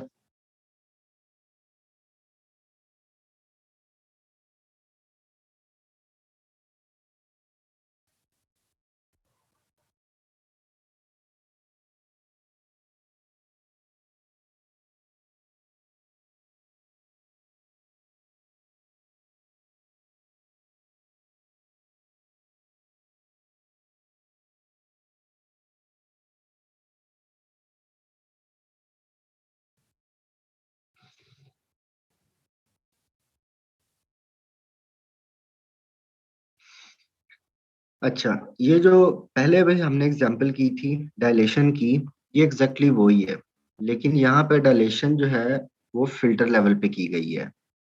ये आपके पास फिल्टर था 2x2 का छोटा, इसके अंदर जो है वो डायलेशन की गई, जीरो जीरोस आपके ऐड कर दिए गए, उसको बाद में कन्वॉल्व करवाया गया, तो आपके पास ये आंसर आ गया।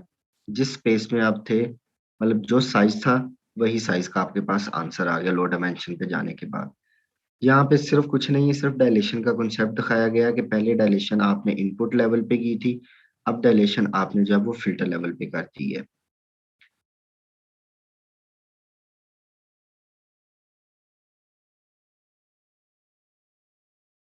अच्छा, example architectures FCN and unit, ये दो इंपॉर्टेंट आर्किटेक्चर हैं जो आपके इनकोडर डिकोडर के लिए यूज होते हैं, और इन्हीं का जो है ना वो हमने कोड एक्सप्लोर करना है, इन्हीं की डायग्राम देखनी है कि ये कैसे वर्क करते हैं।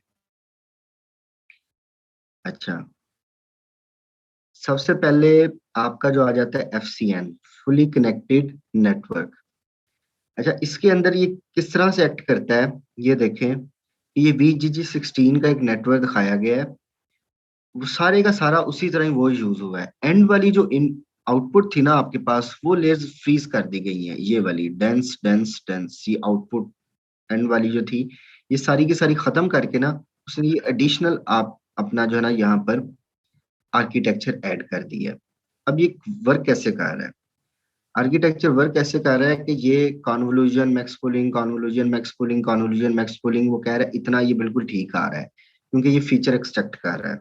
लेकिन एंड के अंदर ये क्लासिफिकेशन कर रहा है। जैसे कैट एंड डॉग की एप्लीकेशन अगर हो ना, तो सिर्फ हम VG16 के आर्किटेक्चर को ये इसको देखें तो इसका काम ये होता है, शुरू वाले आर्किटेक्चर का यहाँ तक का काम, यहाँ तक वो ये होता है कि उसका काम सिर्फ फीचर एक्सट्रैक्ट करना होता है। जैसे पैटर्न्स हैं, कैट एंड डॉग जो है वो आपस में इस तरह से डिफरेंशिएट होते हैं, उनको डिफरेंशिएट करना होता है उसका काम। फीचर एक्सट्रैक्ट जब उसने कर लिए, तो जो एंड वाला हेड होता है आगे, ये वाला, इसका काम होता है कि उन फीचर्स की बेस पर अब डिसीजन मेकिंग करना। ये कैट क्लास से बिलोंग करती थी इमेज, यहाँ डॉग क्लास पे बिलोंग करती थी। तो हमारी जो इनकोडर डिकोडर की एप्लीकेशन इस तरह की नहीं है।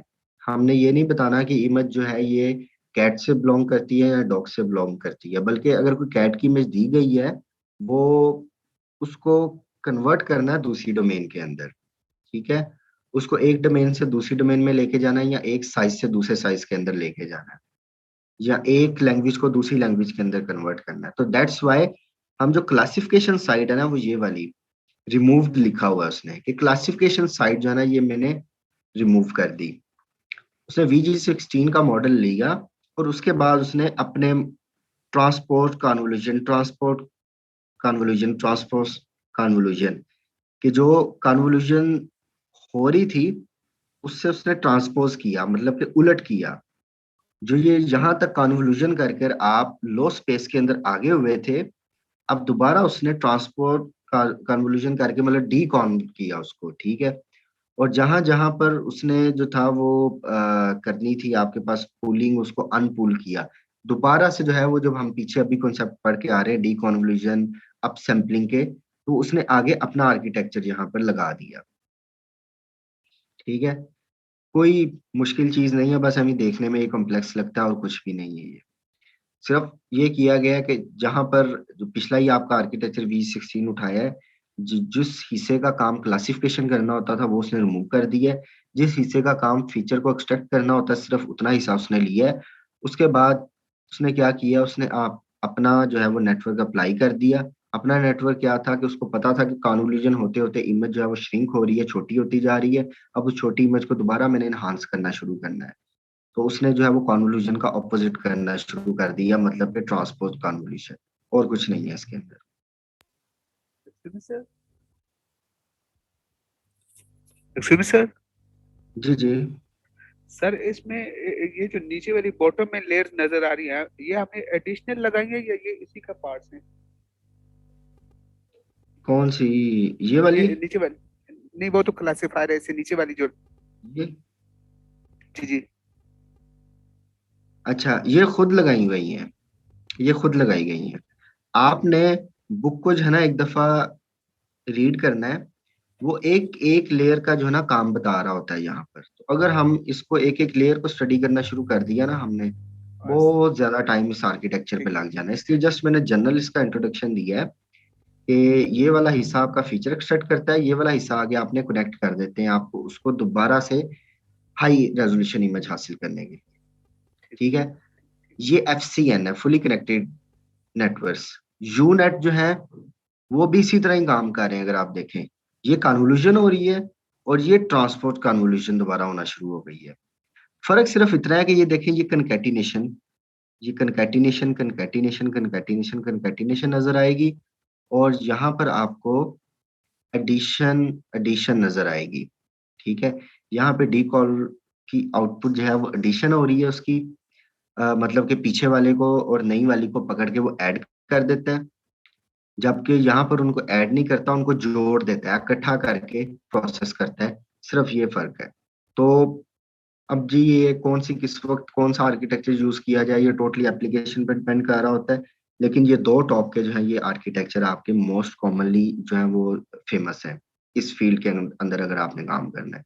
कोई यूथ आर्किटेक्चर अप्लाई करके देख सकता है, कोई FCN को अप्लाई करके देख सकता है। तो दोनों में से जो आपको अच्छे रिजल्ट दें वो आपके लिए फाइनल आर्किटेक्चर है। अच्छा, अब इसको अप्लाई करना है। ये आप लोगों ने, आपके पास 5 मिनट है। आप लोगों ने जो FCN का पीछे मैंने आर्किटेक्चर पढ़ाया आपको, उसका ये कोड है। और मैं आपसे 5 मिनट के बाद पूछूंगा कि आपने इस कोड की आपको क्या समझ लगी। किसी एक बंदे को कहूंगा, वो एक्सप्लेन करेगा इस सारी बात को। 5 मिनट आपके स्टार्ट हो गए हैं।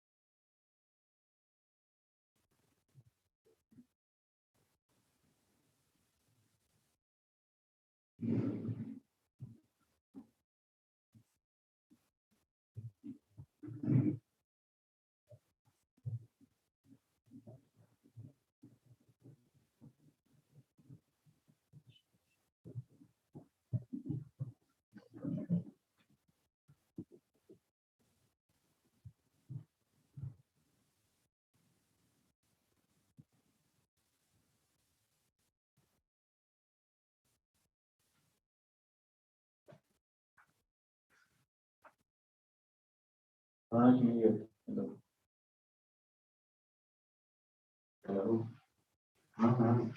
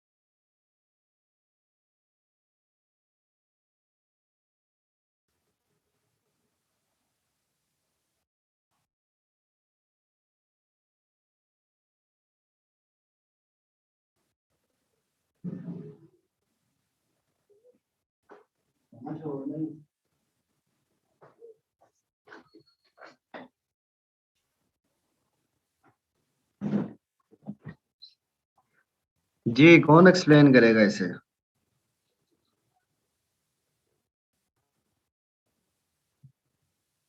सर इसमें ऑलमोस्ट हाफ समझ आया मुझे। वो मैं एक्सप्लेन क्या कर रहा समझ हूँ। सर सबसे पहले हमने वीजीजी से हमने उसके ब्लॉक्स लेने, ब्लॉक 3, 4, 5 उनकी आउटपुट हमने ली।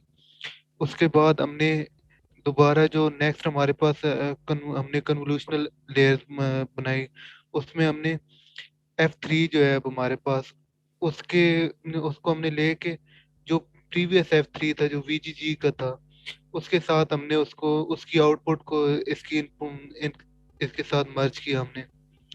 सेम F4 का भी और F5 का। फिर यहीं तक समझ आया। ठीक है। उसके बाद सर जो है वो नीचे हमने नीचे मैं बताऊं, ट्रांसपोर्ट। जी जी बताएं। सर नीचे इसकी दोबारा जो लेयर्स को हमने ऐड अप किया हुआ है, ये जो M1 is equal to add F4, F5 को 2 से मल्टीप्लाई करके, इसी तरह इनको दोबारा ऐड अप करके इसका फाइनल यानी कि आउटपुट क्लासिफायर से जो है बिल्कुल ऐसे ही मॉडल है। को। असल में ना ये जो FCN का आर्किटेक्चर ना एग्जैक्टली यही इम्प्लीमेंट हुआ है। यहाँ तक जो मैं आप लोगों को कहा था ना, ये यहाँ तक FG16 का उठा रहा है। उसके बाद जो है वो फिर आप देखेंगे ऐड कर रहा है, मर्ज लगाकर इसको इसके साथ मर्ज कर रहा है, इसको इसके साथ मर्ज कर रहा है, ट्रांसपोज कन्वोल्यूशन ले रहा है। तो अगर एक दफा आप उस आर्किटेक्चर को रीड करेंगे ना, तो आप देखेंगे कि एग्जैक्टली ये वही काम कर रहा है। जहां पर एडिंग हो रही है जिन लेयर्स की, उन लेयर्स की एडिंग कर रहा है, और जिन लेयर्स का ट्रांसपोज हो रहा है उन लेयर्स का वो ट्रांसपोज ले रहा है। ठीक है। तो मतलब कि जब आप भी बुक खोलेंगे उस आर्किटेक्चर की जोन जोन सी लेयर जो जो काम करता आपको नजर आ रही होगी, एग्जैक्टली इस कोड में भी वही हो रहा है एज इट इज। आप लोगों ने जस्ट बैकएंड की थ्योरी समझनी है और इस कोड को कॉपी पेस्ट कर देना है, बस इतना काम है आपका।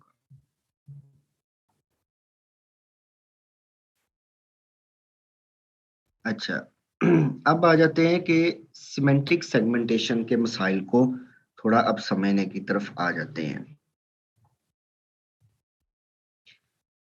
Object segmentation with encoder decoder.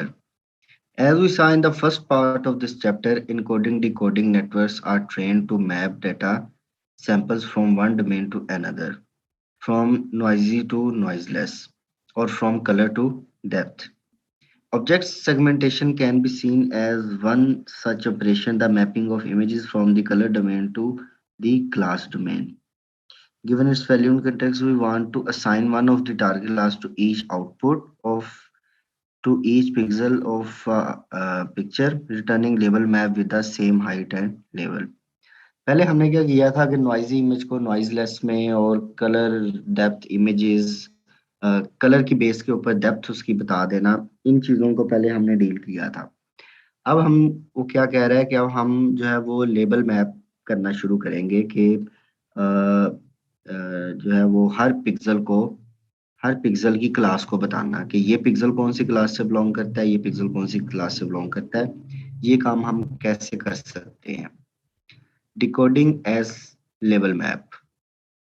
ठीक है, कि जब हम डिकोडिंग की तरफ जा रहे हों, इनकोड करने के बाद डिकोडिंग की तरफ जा रहे हों, तो हमें जो है वो हर एक पिक्सल का लेबल पता चल जाए, तो वो लेबल मैप हमारे पास एक एट द एंड अचीव हो जाए।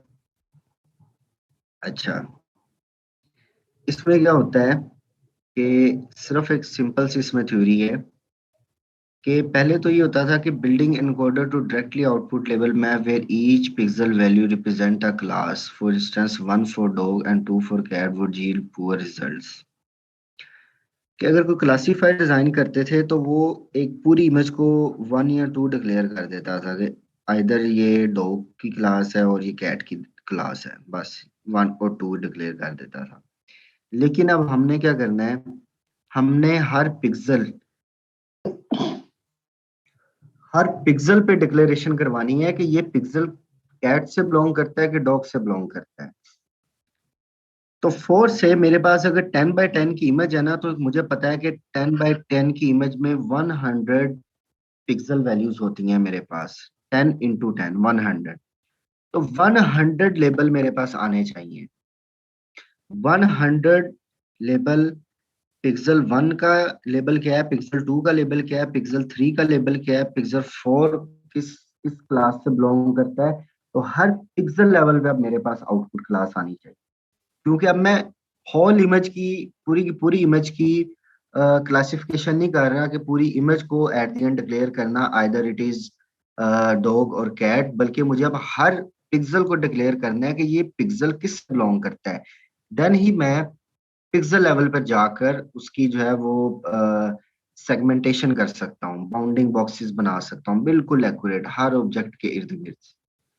तो ये इस बात की आपको समझ लगी कि सिर्फ हाइट विड्थ नहीं चाहिए होती, उसके साथ एक और आपके पास जो है वो एक नया ऐड हो जाता है कि सॉरी एन जो है, एन है आपके पास number of classes, number of classes के साथ आपके पास हाइट और विड्थ भी ऐड हो जाती है। मतलब कि अगर आपके पास हाइट जो है वो 10 है और विड्थ भी आपके पास 10 है, तो आपके पास 100 आंसर आ जाएगा h इंटू डब्ल्यू का।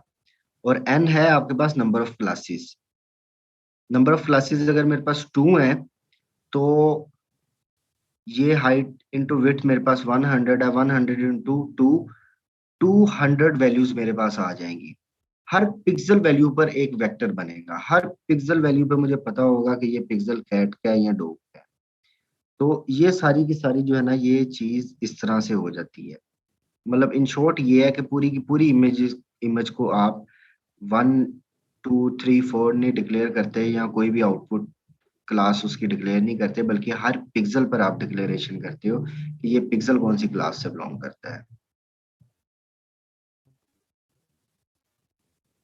तो ये इस तरह से आपके पास जो है ना वैल्यूज अचीव हो जाती हैं कि ये इनपुट इमेज है और आपके पास 3 क्लासेस है, कार, ट्री और रोड की। तो ये हर पिक्सल पर जो है ना वो डिक्लेरेशन हो रही है। जैसे कि आप देख सकते हैं कि हाँ, ये रोड का आपके पास पूरे का पूरे इमेज का लेबल आ गया, ये ट्री का आ गया, ये कार का आ गया है। तो यहाँ पर आप देखेंगे एंड वाला जो पिक्सल है सबसे राइट बॉटम पे, ये रोड वाला वन है, मतलब ये कुछ यहाँ पे करके वैल्यू है ये वाली, ये रोड का 1 है, ट्री का 0 है और कार का भी 0 है। ठीक है, तो ये पिक्सल रिप्रेजेंट कर रहा है कि इस पिक्सल पर रोड पड़ा हुआ है। तो इस तरह से ये सारे आप देखें रोड की प्लॉटिंग यहाँ तक हो रही है ऐसे, ये यहाँ तक हाफ इमेज की। तो ये एग्जैक्ट हर पिक्सल के इर्द गिर्द उसका ये आपके पास मैप आ गया है। ये पिक्सल कौन सा है, ये पिक्सल कौन सा पिक्सल है, ये सारे की सारी ना उसकी आपके पास एक तरह से मैपिंग आ गई है। तो पहले क्या होता था कि पूरी की पूरी इमेज को या जस्ट ऐसे होता था कि अगर आप ऑब्जेक्ट डिटेक्शन कर रहे हैं तो सारे के सारे ट्री के इर्द गिर्द एक बाउंडिंग बॉक्स बनता था, ऊपर ट्री लिखा आ जाता था, ये कार के इर्द गिर्द बाउंडिंग बॉक्स बनता था, ट्री लिखा आ जाता था। तो लेकिन अब क्या हो रहा है, अब शुरू से लेकर एंड तक हर पिक्सल पे डिक्लेरेशन हो रही है कि कौन सा पिक्सल कौन सी क्लास से बिलोंग करता है। तो इसमें अगर कोई कंफ्यूजन है आपको तो पूछ लें। क्लियर है?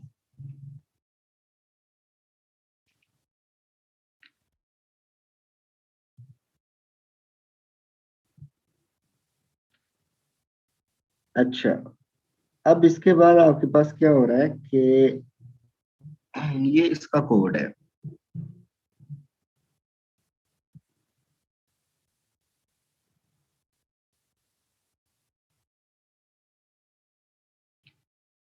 कोड पूरा नहीं इसका दिया गया। अच्छा, ये देखें, ये इस तरह की हमें आउटपुट एक्चुअल में चाहिए होती है। इनपुट इमेज आपके पास कोई आई है और हर जगह पर उसने जो है वो लेबलिंग कर दी है आपकी कि कौन सा ऑब्जेक्ट जो है वो किस क्लास से बिलोंग करता है।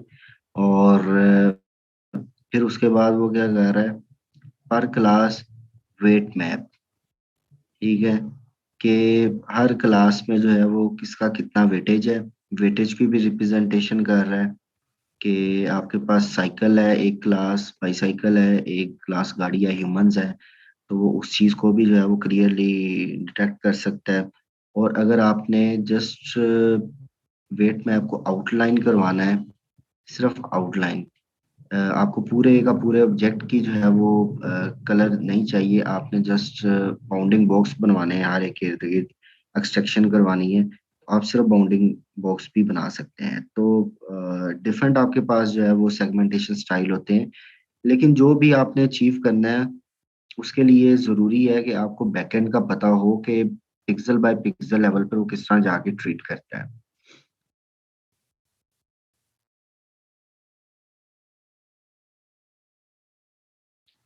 अच्छा, ये भी सच इम्पोर्टेंट नहीं है।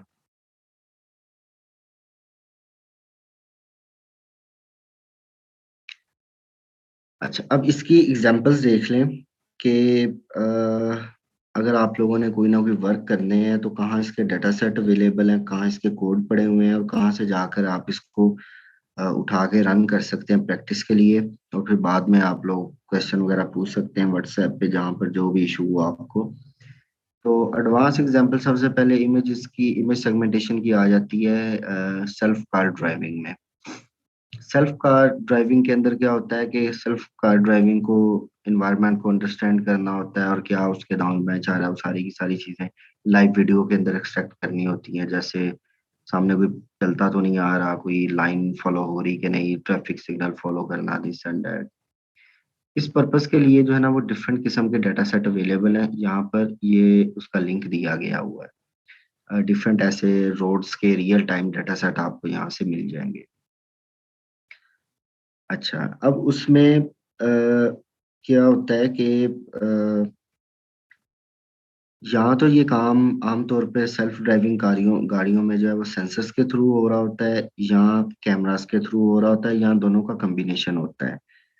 तो लेकिन चूंकि ज़रा सेंसिटिविटी सेल्फ ड्राइविंग कार में ज़्यादा होती है, तो आमतौर पे दोनों तरीकों से डिसीजन मेकिंग हो रही होती है कि सेंसर्स भी आपके डिटेक्ट कर रहे होते हैं ऑब्जेक्ट्स का एक्सीडेंटल सिनेरियो से अवॉइड करने के लिए, और कैमरा भी आपका जो है वो डिस्टेंस मेजरिंग कर रहा होता है। तो ये इसलिए ये टेक्निक वहां पर लगाना बड़ी ज़रूरी है कि आपको पता हो कि सामने से आने वाला ऑब्जेक्ट कितने डिस्टेंस पर है और किस क्लास से बिलोंग करता है, उसका डिसीजन मेकिंग स्टाइल क्या होगा। ह्यूमन है तो वो अपने आप को वाइड एक डिफरेंट तरीके से करेगा, बाईसाइकिलिस्ट और तरीके से करेगा, गाड़ी जो है वो अपने आप की मूवमेंट्स जो सामने वाली है वो और तरह से करेगी।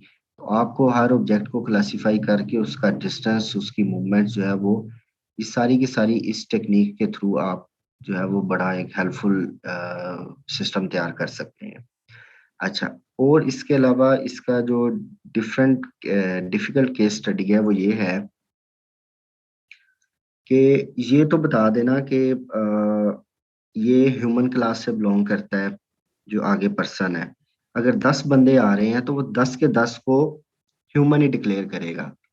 अब अगर हम चाहते हैं कि 10 के 10 बंदों को यूनिक ह्यूमन डिक्लेयर करे, लाइक ये वाला जो ऑब्जेक्ट है ये ह्यूमन 1 है, ये वाला जो पिक्सल है ये ह्यूमन 2 का पिक्सल है, ये ह्यूमन 3 का है।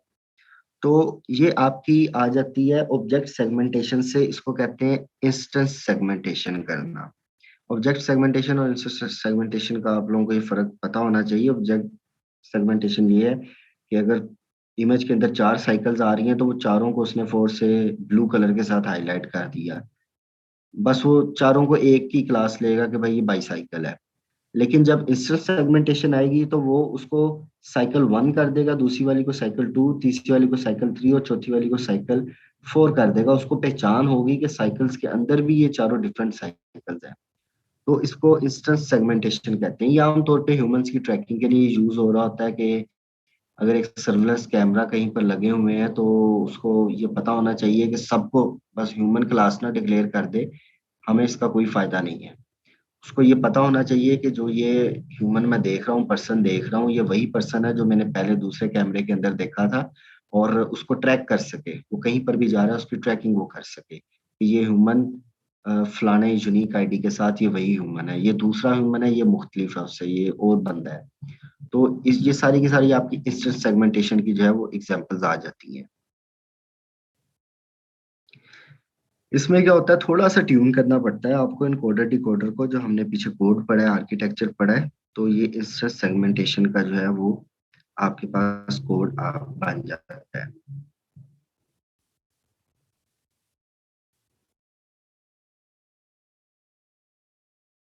फिर उसके बाद इसकी इंपॉर्टेंट एप्लीकेशन आपकी आ जाती है मेडिकल साइंसेस के अंदर कि जितने भी सेल्स होते हैं आपके पास जो डिफरेंट काम परफॉर्म कर रहे होते हैं, माइक्रोस्कोप से देखे जा रहे होते हैं, उनकी सेगमेंटेशन करना। क्योंकि सिर्फ जस्ट ये डिक्लेयर कर देना कि ये सेल जो है ये इस बैक्टीरिया से बिलोंग करता है, इस बैक्टीरिया का, इस बैक्टीरिया का है, तो ये इनफ नहीं होता।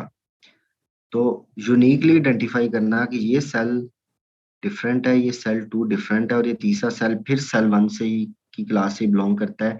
इस तरह से उसको इंस्टेंस को यूनिकली आइडेंटिफाई करना मेडिकल साइंसेस के अंदर इसकी बहुत ज्यादा आजकल एप्लीकेशन जा रही है।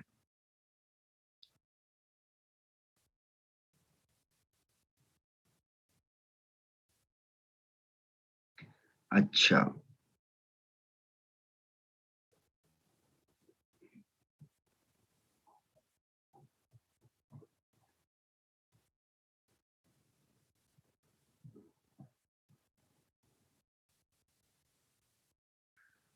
अच्छा उसके बाद क्या होता है कि फास्टर आरसीसीएन आरसीएनएन, तो आप लोगों को सारा उसका आइडिया है। तो इसको मिक्स करना इंस्टेंस सेगमेंटेशन के साथ, ये इसकी एक एप्लीकेशन, थोड़े से उसका लास्ट ये आइडिया ले लें कि applying semantic segmentation to bounding box using object detection model to turn bounding boxes for each instance of target class, feeding each path to semantic segmentation model to obtain the instance marks.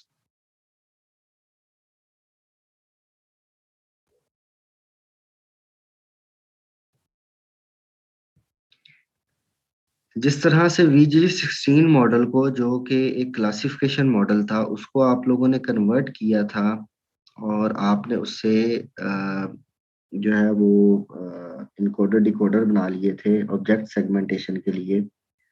इसी तरह आप object detection वाले models को, जो कि fast RCNN है, उसको convert कर सकते हैं इंस्टेंस सेगमेंटेशन के अंदर, सिमेंटिक सेगमेंटेशन के अंदर।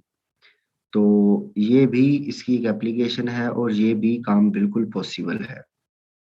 पहले से बने बनाए आर्किटेक्चर्स को सिर्फ आपने जो उसके एंड वाले लेयर्स होती हैं जिसमें वो क्लासिफिकेशन करता है, डिसीजन मेकिंग करता है, उसको सिर्फ हटा दिया जाता है, और जो पीछे वाली उसकी लेयर्स होती हैं जिसमें वो फीचर एक्सट्रैक्शन कर रहा होता है, सिर्फ उसको पूरी तरह से यूटिलाइज किया जाता है। जिस तरह अच्छा, वो पहले हमने क्लासिफायर चेंज कर देते थे सर। हाँ, क्लासिफायर था ये, फास्ट आरसीसीएन ऑब्जेक्ट डिटेक्टर है। तो ऑब्जेक्ट डिटेक्टर को भी, किसी भी ऑब्जेक्ट डिटेक्टर को योलो को पकड़ के चेंज कर दें, फास्ट आरसीएन को पकड़ के चेंज कर लें, तो मतलब किसी को भी आप चेंज कर सकते हैं। क्लासिफायर भी, कोई भी एल्गोरिथम आप चेंज कर सकते हैं। बस इस आपको चाहिए होता है कि लास्ट वाली जिन्होंने डिसीजन मेकिंग फाइनली करनी होती है ना, सिर्फ उनको हटा दें। क्योंकि हमें डिसीजन मेकिंग नहीं करवाना कि ये इमेज जो है किस क्लास से बिलोंग करती है, बल्कि हमने हर पिक्सल लेवल पर डिसीजन मेकिंग करवानी कि ये पिक्सल कौन सी क्लास से बिलोंग करता है। तो हमें जरा ज्यादा गहराई में जाना होता है, इसलिए हम अपना एंड वाला जो क्लासिफिकेशन वाली लेयर होती है उसको रोक देते हैं और आगे एक्सटेंड करवा देते हैं अपने मॉडल को। अपना ज्यादा इन डेप्थ जाने के लिए बड़ा मॉडल हम आगे लगा देते हैं। अच्छा, अब ये क्या हो रहा है, पहले एक इमेज आ रही है, फीचर मैप आ रहे हैं आपके पास पीछे से, जो कि जिस तरह VG16 के केस के अंदर फीचर आपके पास पीछे तक आ गए थे। आगे आपने क्या किया, फुली कनेक्टेड लेयर्स दूसरे नंबर पे बनाई, तीसरे नंबर पर फिर कॉन्वोल्यूशन की, चौथे पे सेगमेंटेशन मास्क, और चौथे पे जो है वो एट द एंड जो है वो क्लास स्कोर बता दिया। ठीक है, ये अब mask RCNN architecture based on fast RCN, fast RCNN को पकड़कर मास्क RCNN बनाना, ये आपका यहाँ पर काम बताया गया है कि ये किस तरह से पॉसिबल है। इसकी जनरल सी एक डायग्राम जस्ट बताई गई है। ROI आप लोगों को पता है कि क्या चीज है? रीजन ऑफ इंटरेस्ट इसको रीजन ऑफ कहते हैं। इंटरेस्ट, रीजन ऑफ हाँ, इंटरेस्ट, इसमें हम अपनी मर्जी की उसको वैल्यू बढ़ा सकते हैं कि जो हमारे पास स्पेसिफिक एरिया उसकी वैल्यू बढ़ा देती हैं। जिस तरह रोड पे सिग्नल्स आ रहे होते हैं वो वैसे तो मतलब इमेज में बहुत थोड़ी सी एरिया को कवर कर रहे होते हैं, लेकिन उसकी हम वेट को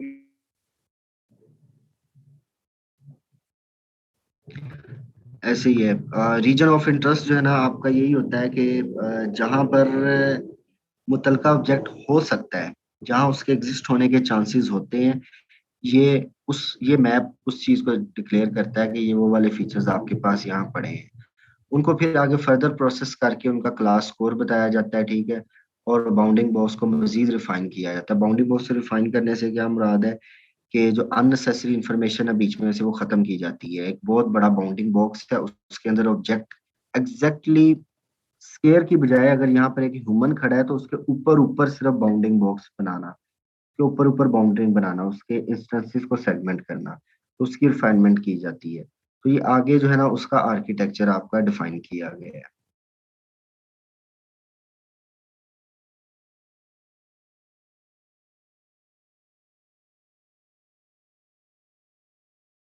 अच्छा, आप लोगों ने जब ये बुक खोलनी है तो यहाँ पर आपको ना पूरे पूरे कोड मिलेंगे इनकी गिटहब की रेपोजिटरी पर। तो अगर एक क्लास के अंदर एक कोड को पकड़ने बैठ के तो पूरी क्लास जो है वो एक कोड के ऊपर ही सिर्फ लग जाएगी आपकी। सो दैट्स वाई हमारा मेन ऑब्जेक्टिव ये होना चाहिए कि हम एक स्ट्रक्चर को जस्ट अंडरस्टैंड करें मोटा मोटा सा, और उसका कोड जो है वो एज इट इज यूज करें। क्योंकि अगर आप मतलब कि सारी इतनी डिटेल समझना शुरू कर देना कोड की, तो समटाइम हमें भी समझ नहीं लग रही होती। लेकिन हमें ये पता होता है कि यार ये 20 लाइनें लिखी हैं, काम क्या कर रही हैं, थ्योरी पीछे की पढ़ा पता होती है। तो इतना कुछ करने को है और इतना ज्यादा कोड और इतना काम है कि आपको वैसे भी इतनी गहराई में हर चीज की जाने की जरूरत नहीं है। आपको पता हो कि चीजें पीछे थ्योरी क्या है, काम कैसे कर रही हैं, हाइपर पैरामीटर्स मुझे कौन से चेंज करने हैं ज्यादा अच्छी एक्यूरेसी के लिए, और फिर उसके बाद उस मुतलका कोड को करें कॉपी पेस्ट और उसको यूज करके उससे आउटपुट हासिल करना शुरू कर दें। तो ये एक जनरल तरीका होता है। कोई क्वेश्चन है इस चैप्टर के अंदर तो आप लोग पूछ सकते हैं। जी क्लास, कोई क्वेश्चन?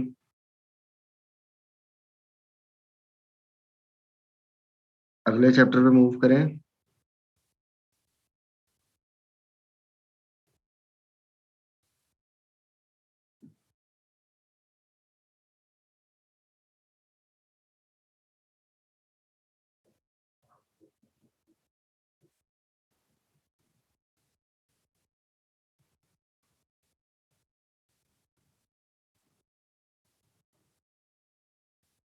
किसी को क्वेश्चन है कोई किसी किस्म का? ले,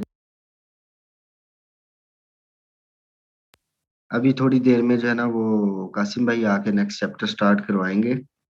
तो आप लोगों को मीनवाइल कोई है परेशानी कोई किसी किस्म की कोई प्रोजेक्ट्स के अंदर तो मुझसे पूछ लें।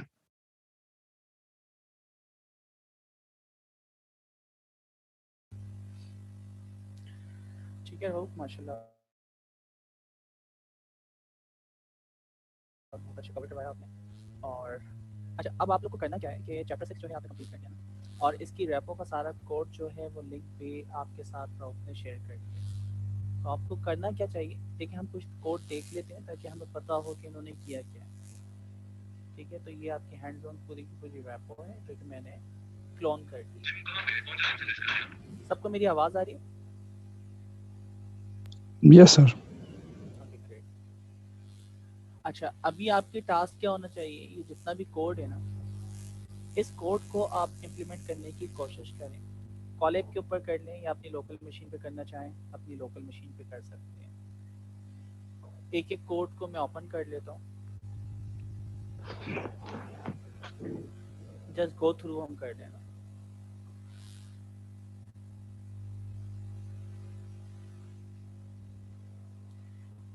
ओके जी, तो सबसे पहले ऑटो इनकोडर हमने पढ़ा जो कि आपके इनपुट को ही रिफाइन करता है। इसी तरह फिर वेरिएशन ऑटो इनकोडर होता है, फिर इसी के बेस के ऊपर हमने गेन वगैरह भी पढ़ा है।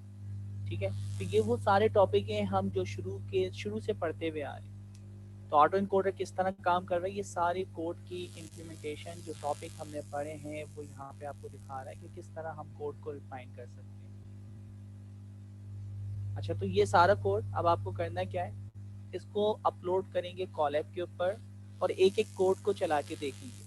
अभी इन्होंने डेटा सेट जो इस्तेमाल किया है एमनेस का किया, तो आप क्या करें एमनेस फैशन को इस्तेमाल कर लें। या फिर दूसरा कोई डेटा सेट स्पार्क 10 या 100, उस डेटा सेट को इस्तेमाल करते हुए उसकी इम्प्लीमेंटेशन वगैरह यहाँ पे देखें। ठीक है, क्योंकि जब तक हम सिर्फ कोड चलाते रहें उससे कोई फ़ायदा नहीं होगा। हमारा पर्पस ये है कि ना ऑन डेटा हो, उसके ऊपर ट्रेनिंग हो और उसके ऊपर रिजल्ट आए। अगर ये चीज़ आ जाती तो आप बहुत आसानी से किसी भी प्रोजेक्ट के ऊपर काम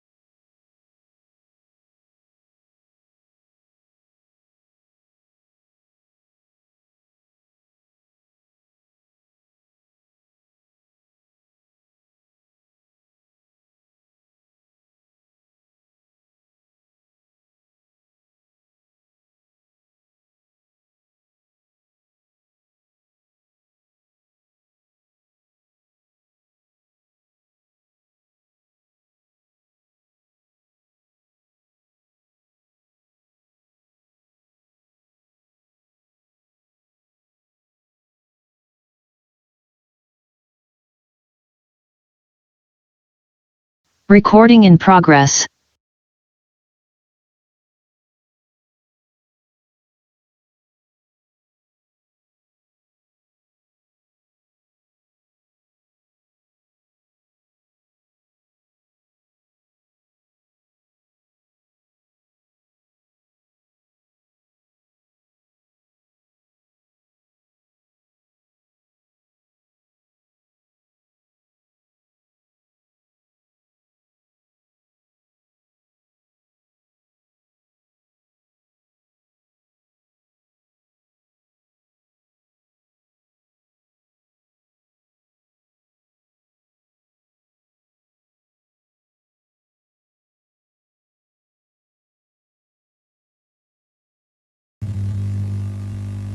दोस्तों मेरी आवाज़ आ रही है आप सबको? सर अभी आई है, अभी से पहले नहीं आ रही। हेलो हेलो सर, अभी आ रही है, इससे पहले नहीं आ रही। जाहिद, मेरी आवाज़ आ रही है आपको? जी अभी आ रही है सर। हेलो आपको आवाज़ मुझे नहीं आ रही। जरा कोई कुछ बोले। हेलो सर, आवाज आ रही है मेरी सर?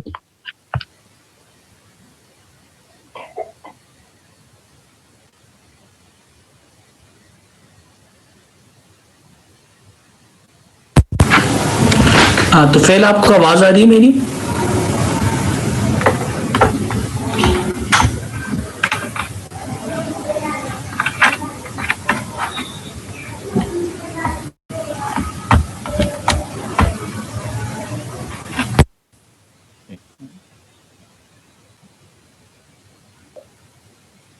हेलो जी सर, आपकी आवाज़ आ रही है। शुक्र अल्हम्दुलिल्लाह, अब आपकी भी मुझे आवाज़ आ रही है। ठीक है, अच्छा थोड़ा सा हम कंटिन्यू करते हैं कि हमें जीएफ गेन वगैरह ये जितनी चीज़ें सीखी हैं इसकी इम्प्लीमेंटेशन आप लोग खुद कर पाएँ। अभी भी आवाज़ आ रही है परफेक्ट मेरी? तो फिर जी सर, आवाज़ आ रही है आपकी तरफ से, क्लियर है बिल्कुल। परफेक्ट। अच्छा देखें, आपका एक टॉपिक है जी एफ ई गैन, ठीक है, ये कॉलेब की ये फाइल है जो कि पड़ी हुई है। इसके ऊपर आप जाएं,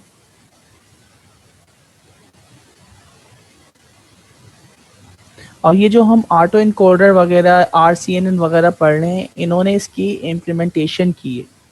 वो इम्प्लीमेंटेशन क्या है कि आप कोई भी ब्लैक एंड वाइट तस्वीर को, जो कि स्क्रैच उसमें बहुत ज़्यादा हो, उसमें नॉइस बहुत ज़्यादा हो, उसको रिपेयर करके आप कलरफुल इमेज के अंदर कन्वर्ट कर सकते हैं। ठीक है, जैसे कि ये इमेज है, इस इमेज को देखिए आपने किस तरह रिपेयर कर दिया। देख रहे हैं इसमें फर्क? यस सर, ग्रे स्केल से कलर में कन्वर्ट हो गया। ठीक है, तो ये जो काम हो रहा है ये आपका GF GAN पूरा आर्किटेक्चर है, उस आर्किटेक्चर के थ्रू हो रहा है। तो हम चाहें तो उस आर्किटेक्चर को उठा के उसके जो ट्रेंड वेटेज हैं उनको लोड करके हम इसको इस्तेमाल कर सकते हैं। इन फ्यूचर हम चाह रहे हैं कि इस आर्किटेक्चर को इस्तेमाल करते हुए हम पर्टिकुलर काम को पहले यानी रिपेयर करें और उसके बाद उसको कलरफुल बनाना चाहें तो वो कर सकते हैं। अभी ये जो एप्लीकेशन है ये सिर्फ और सिर्फ फेस को डिटेक्ट करती है, फेस को डिटेक्ट करने के बाद फेस को रिपेयर करती है और उसको कलरफुल बनाती है। ठीक है, तो इसको ज़रा ना आप लोग चला के देखिएगा और आपके घर की जो भी पुरानी पिक्चर्स हैं उनको आप किस तरह रिपेयर कर सकते हैं। देखें क्वालिटी किस तरह इनहेंस कर रही है, कितना ज़्यादा फ़र्क आ जाता है। Look like HD images. तो इस तरह की एप्लीकेशन वगैरह जो है इसमें रेजोल्यूशन पर्पस, जी सिक्योरिटी पर्पस के लिए भी हम मतलब इसको बढ़ा दिया। सॉरी तो फिर क्या कह रहे हैं आप? तो इसमें वो मतलब रेजोल्यूशन को इनहांस किया हुआ है ना। हाँ, इसमें तो रेजोल्यूशन कंप्लीट है, ब्लर थी उस पर ज्यादा डार्क करती। बिल्कुल ऐसा ही है। तो ये काम सर आपने 2-3 दिन पहले जो फेसबुक पे अपनी वो वीडियो लगाई हुई थी उसको मतलब जो पुराने हाँ, वो यही वाली, वो यहीं यही से वाली। ली थी? अच्छा, बिल्कुल बिल्कुल 100% यहीं से दिए, मैंने कुछ उसमें चेंजिंग नहीं की, सिर्फ कोड चलाया था। ठीक है, तो आप लोग इसको यानी रिपेयर कर सकते हैं और इसको बहुत ज़्यादा यानी यूटिलाइज कर सकते हैं। तो ये ऑटो इनकोडर जो हम बचपन से पढ़ते हुए आ रहे हैं, लास्ट ईयर हमारा जो सेमेस्टर था उसके अंदर हमने पढ़ा था, ये डी नॉइजिंग वाली जो आपकी यानी कोड है उसको ऑटो इनकोडर से किस तरह हम रिपेयर कर रहे हैं। ठीक है, फिर ये आपका DAE improve image quality with DAE, denoising auto encoder वगैरह जो भी है इसको हम इस्तेमाल कर रहे हैं। तो ये भी देखें, ये आज के चैप्टर में हमने ये सारी चीज़ें पढ़ी हैं, चैप्टर 6 के अंदर। अच्छा, और मैं देखना चाह रहा हूँ स्मार्ट सिटी वाली जो थी ना, स्मार्ट कार, ये आपके लिए मज़ेदार चीज़ है, तो इसको भाई लाजमी देखें।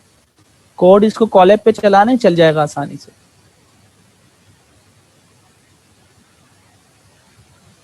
ठीक है, तो ये कॉलेब पे चलाएं आप।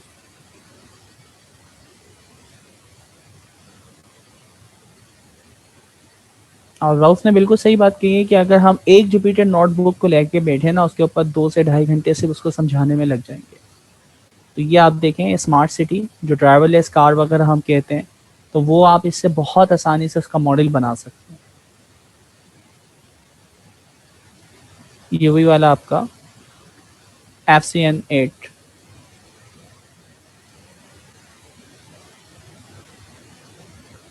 ROI वगैरह भी इसके अंदर आप लोग सेट कर सकते हैं। तो ये देखेंगे आप लोग किस तरह करेंगे।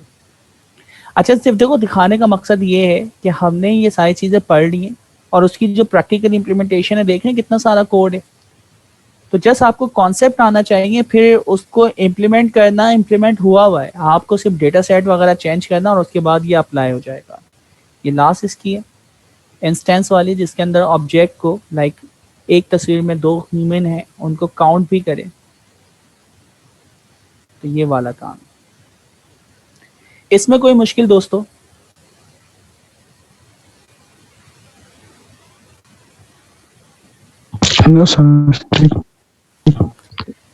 अच्छा देखें, अब आप लोगों का ना लेवल चेंज हो गया है। ये जो इतने फास्ट ट्रैक में हम ये चीज़ें देख रहे हैं उसकी बुनियादी वजह ये है कि हमने ये सारी चीज़ें 10 मरतबा यानी 10 मरतबा कर चुके हैं कंप्यूटर विजन के ऊपर।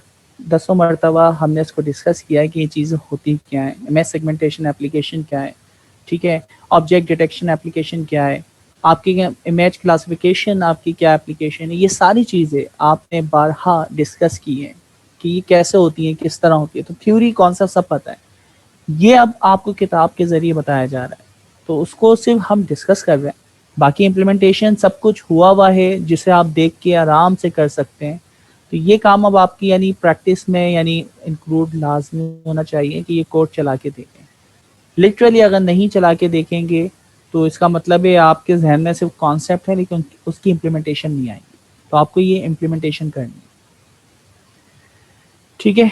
अच्छा, थोड़ा सा हम देखते हैं चैप्टर 6 की बाद चैप्टर 7, ठीक है, डिस्कस करना स्टार्ट करते हैं चैप्टर 7 की क्या इम्पोर्टेंस है।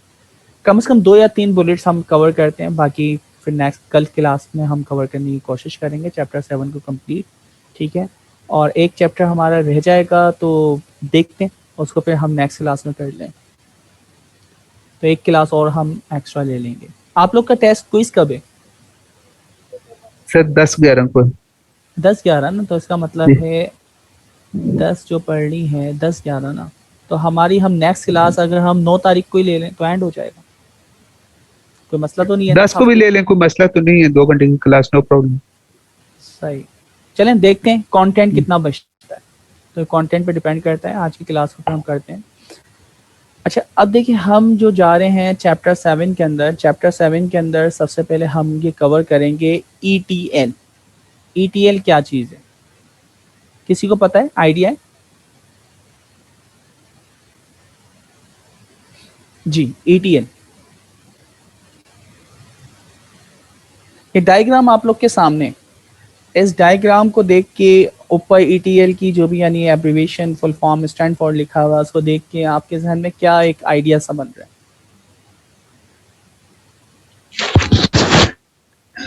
पहले सर वो डाटा ले रहा है, एक्सट्रैक्ट कर रहा है और उसको कन्वर्ट कर या ट्रांसफर कर रहा है, ठीक है, फिर अपलोड कर रहा है। फिर अपलोड कर रहा है,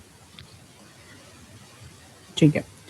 देखें ETL बहुत सारी यानी एप्लीकेशन में ETL को इस्तेमाल किया जाता है। ETL का मतलब है पहले आप डेटा को एक्सट्रैक्ट करते हैं मुख्तलिफ रिसोर्सेज से, मुख्तलिफ यानी वो क्लाउड की हो सकती है, वो आपकी लोकल हो सकती है, वो मुख्तलिफ SQL की यानी हो सकता है, structure data, unstructured data, semi structure data, XYZ मुख्तलिफ रिसोर्सेज से डेटा आप एक्सट्रैक्ट करते हैं। तो पहली चीज़ यहाँ पे ये दिखा रहा है कि भाई आप लोकल, रिमोट और मुख्तलिफ सोर्स से डेटा को क्या करते हैं, एक जगह पे डाउनलोड करते हैं या एक सोर्स पॉइंट पे रखते हैं। अब वो आपकी इमेजेस हो सकती हैं, वो आपकी ऑडियो हो सकती है, वो आपकी वीडियोस हो सकती है। तो एक प्रोजेक्ट पे काम करने के लिए मुझे मुख्तलिफ रिसोर्सेज से डेटा को कलेक्ट करना पड़ेगा। तो जो आप मुख्तलिफ रिसोर्सेज से डेटा कलेक्ट करके एक सिंगल पॉइंट ऑफ सोर्स के ऊपर रखते हैं, इस प्रोसेस को हम कहते हैं एक्सट्रैक्शन। अच्छा, जब आप डेटा को एक्सट्रैक्ट कर लेते हैं, मैं बात करता हूँ एमनेस डेटा सेट या cat and dog data set की, ठीक है, तो मुझे ये बताएं कि जो रो डेटा आपने स्ट्रक्चर या अनस्ट्रक्चर डेटा डाउनलोड किया है, क्या डायरेक्टली आप अपने प्रोग्राम को दे सकते हैं, अपना मॉडल को दे सकते हैं for training purpose, for prediction purpose? जी दोस्तों,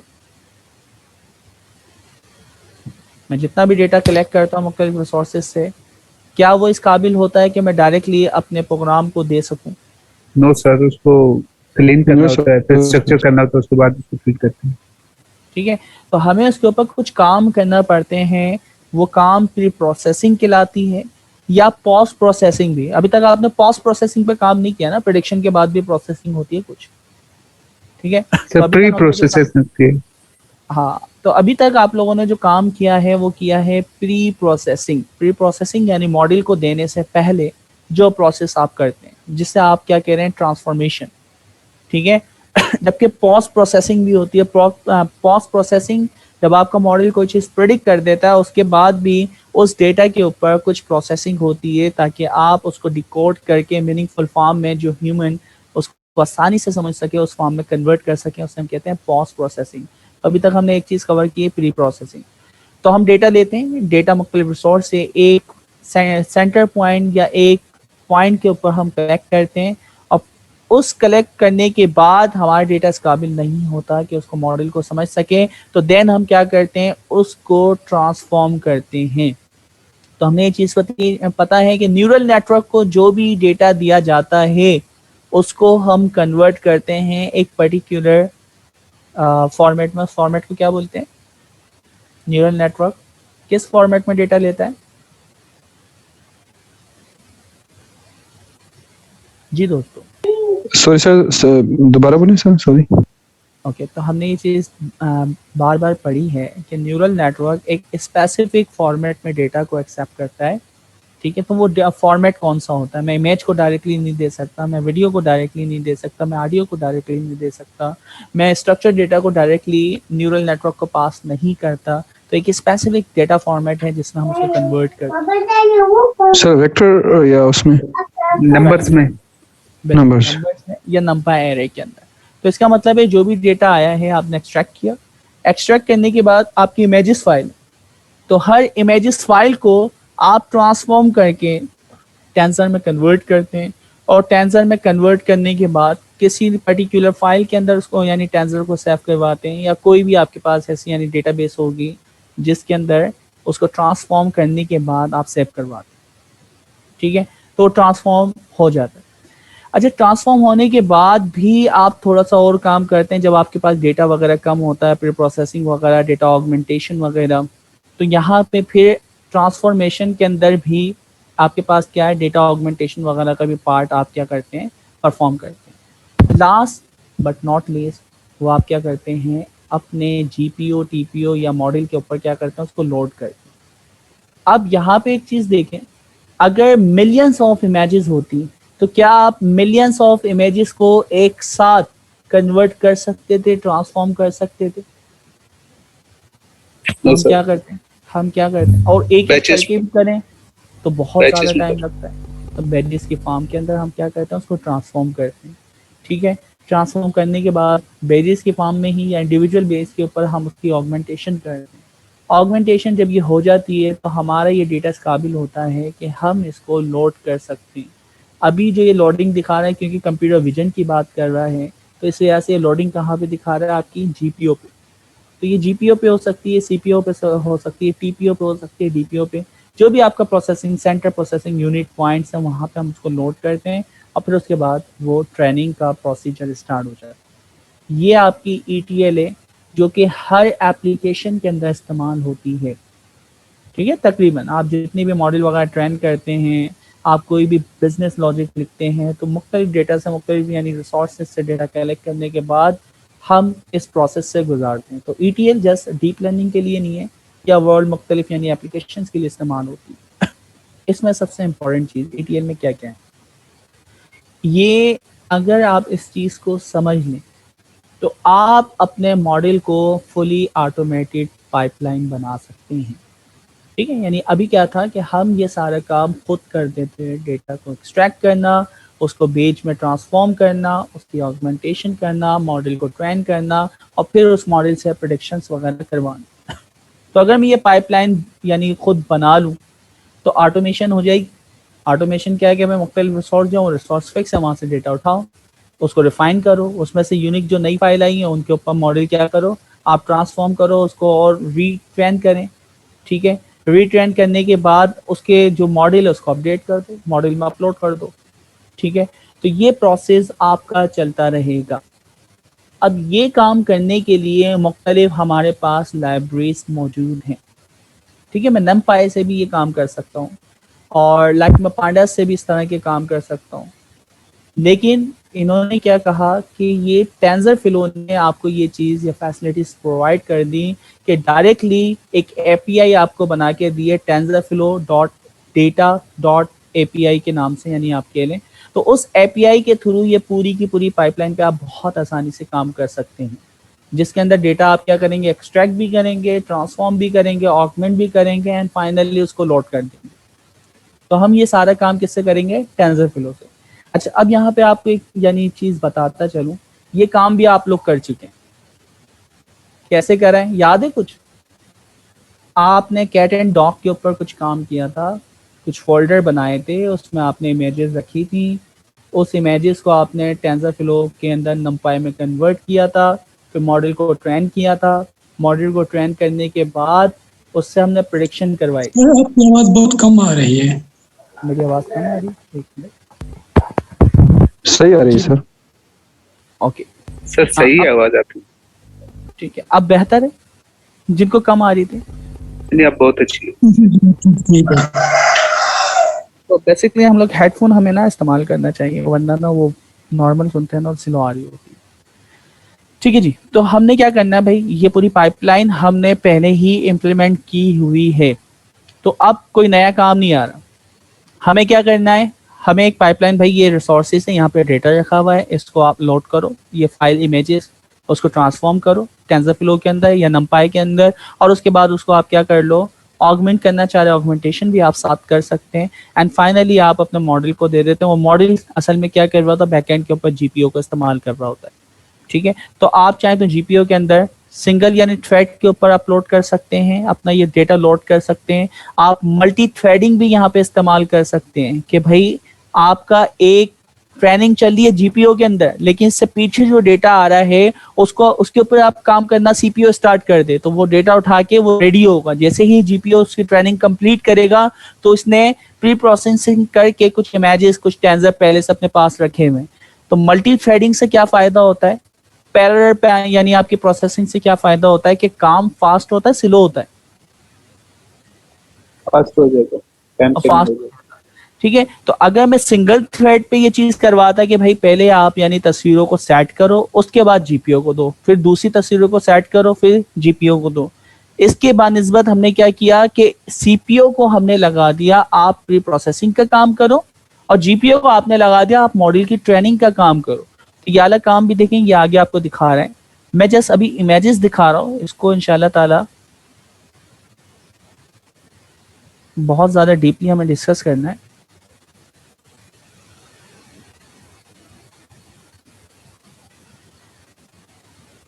ये देखें,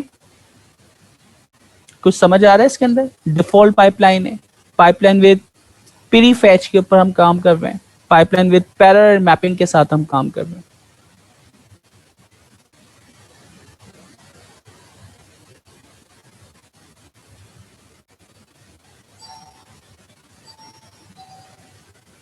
जी, कुछ समझ आया इसमें? जो मैंने अभी मल्टी थ्रेडिंग की बात की है, पैरेलल प्रोसेस। यस सर, ये सीपीयू और जीपीयू जो उनसे मतलब है पैरेलल काम कर रहे हैं। सीपीयू से डाटा आता है जीपीयू में, यहाँ पे प्रोसेस होता है, फिर उसको आप सीपीयू पे लेके जा सकते हैं, दोबारा उसको जीपीयू पे आ रहा है और टास्क डिवाइड की हुई है। बिल्कुल ऐसा ही है। अच्छा, यही सेम चीज ना हमारे पास यानी मुख्तलिफ कोर्स होती हैं सीपीयू की ना, तो आप मल्टी कोर्स के ऊपर मल्टी थ्रेडिंग यानी फिक्स कर सकते हैं कि भाई आला काम इसका सिर्फ इमेज को लोड करने का काम होगा, दूसरी कोर का काम होगा उसको ट्रांसफॉर्म करने का, नमपाई में एरे कन्वर्ट करने का काम होगा, तीसरी कोर का कुछ और काम होगा। ठीक है, देन फिर जीपीयू का काम है मैच जो भी आपके टेंसर आया उसकी प्रोसेसिंग करे। तो ये सारे काम आप लोग खुद डिफाइन कर सकते हैं। अच्छा, मुझे बताएं चैप्टर 5 अभी स्टार्ट करें या कल करना चाहिए हमें, क्योंकि हम एक एक्स्ट्रा क्लास तो वैसे ही कर रहे हैं। सर कल कर दें सर, है ना? अभी नमाज का भी टाइम हो गया। ठीक है, आप लोग की वाकई हिम्मत को सलाम है। तो फिर हम ये करते हैं कि कल चैप्टर 7 फिर हम करते हैं कंप्लीट। अच्छा, चैप्टर 7 का पता तो चल गया ना, चैप्टर 7 में क्या करने वाले? ETL, मैन फोकस जो है ETL। ठीक है, तो अब ये डीपली हम देखेंगे कौन सी चीज़ किस तरह इस्तेमाल होती है, ETL करने के क्या क्या प्रोसीजर हैं, कौन सी लाइब्रेरीज हैं, कौन से पैकेजेस हैं, इनको कवर करेंगे। और फिर उसके बाद देखिए दो चीज़ें ना, एफिशिएंट डेटा सर्विंग, तो हम एफिशिएंट किस तरह बनाएंगे। फिर आपका स्कार्सिटी जो भी डेटा सेट है, इसको स्कार्सिटी डेटा को हम किस तरह हैंडल करेंगे, उसमें वही ऑगमेंटेशन है, सिंथेटिक डेटा जो हम डेटा वगैरह जनरेट करते हैं, वेरिएशन ऑटो इनकोडर और गेन। ये दो टॉपिक हम पहले पढ़ चुके हैं चैप्टर 8 के अंदर लास्ट क्वार्टर, और इसको हमने इसके ऊपर हमने 4 से 5 क्लासें ली हैं वेरिएशन ऑटो इनकोडर और गेन के ऊपर। ठीक है, तो आप ना इसको अच्छी तरह यानी कल की क्लास के लिए सबके लिए यानी रिकमेंडेशन है कि अभी आप आधा घंटा या पौना घंटा लगा के 43 से 46 तक, यानी इसका मतलब है 12 पेजेस, ये 12 पेजेस ना आप लोग पढ़ लें, 12 या 13 जो भी पेजेस बन रहे हैं इसको पढ़, ये लास्ट वाली जो आपके पास स्टार्ट हो रही है 443 से। ठीक है, ताकि आपको कल वाली ये टॉपिक सारे पढ़े में, सिर्फ इसके ऊपर थोड़ा सा टाइम ज्यादा लगेगा, बाकी टॉपिक के ऊपर हम ज्यादा टाइम देंगे। ठीक है, तो ये आप लोग को कल की क्लास के लिए पढ़ना है, उसके बाद सिर्फ एक चैप्टर रह जाएगा, तो वो भी बहुत आसानी से हो जाएगा, उसमें कुछ इतनी चीजें नहीं है। सही है, तो फिर आज की क्लास हम यहीं पे एंड अप करते हैं। आप लोग को कोई सवाल, कोई चीज मुश्किल लगी हो? सर आज का तो बहुत इजी था, है ना? इजी है ना, आगे की चीजें मैंने सारा तैयार किया हुआ था, चले वो आपने बोला था तो प्रेजेंटेशन भी बनाई हुई थी। ओह ग्रेट, ठीक, तो फिर मैं भूल गया था कि आपको भी कवर करवाने का मैंने बोला हुआ था। सही है, नो इशू। तो कल की क्लास के लिए तो फिर कुछ कंट्रीब्यूट करोगे गेन और वेरिएशन ऑटो एनकोडर पे? जी सर, ये मैं कर दूंगा, दोनों कर दूंगा। ठीक है, तो ये टॉपिक तुम कवर करवाओगे, बाकी मैं कवर करवा देता हूँ। ठीक। ठीक है, तो फिर आज की क्लास यहीं तक रखते हैं इंशाल्लाह। कल मिलते हैं सब 2 बजे। Thank you sir. ओके, अल्लाह अल्लाह हाफिज। अल्लाह हाफिज़।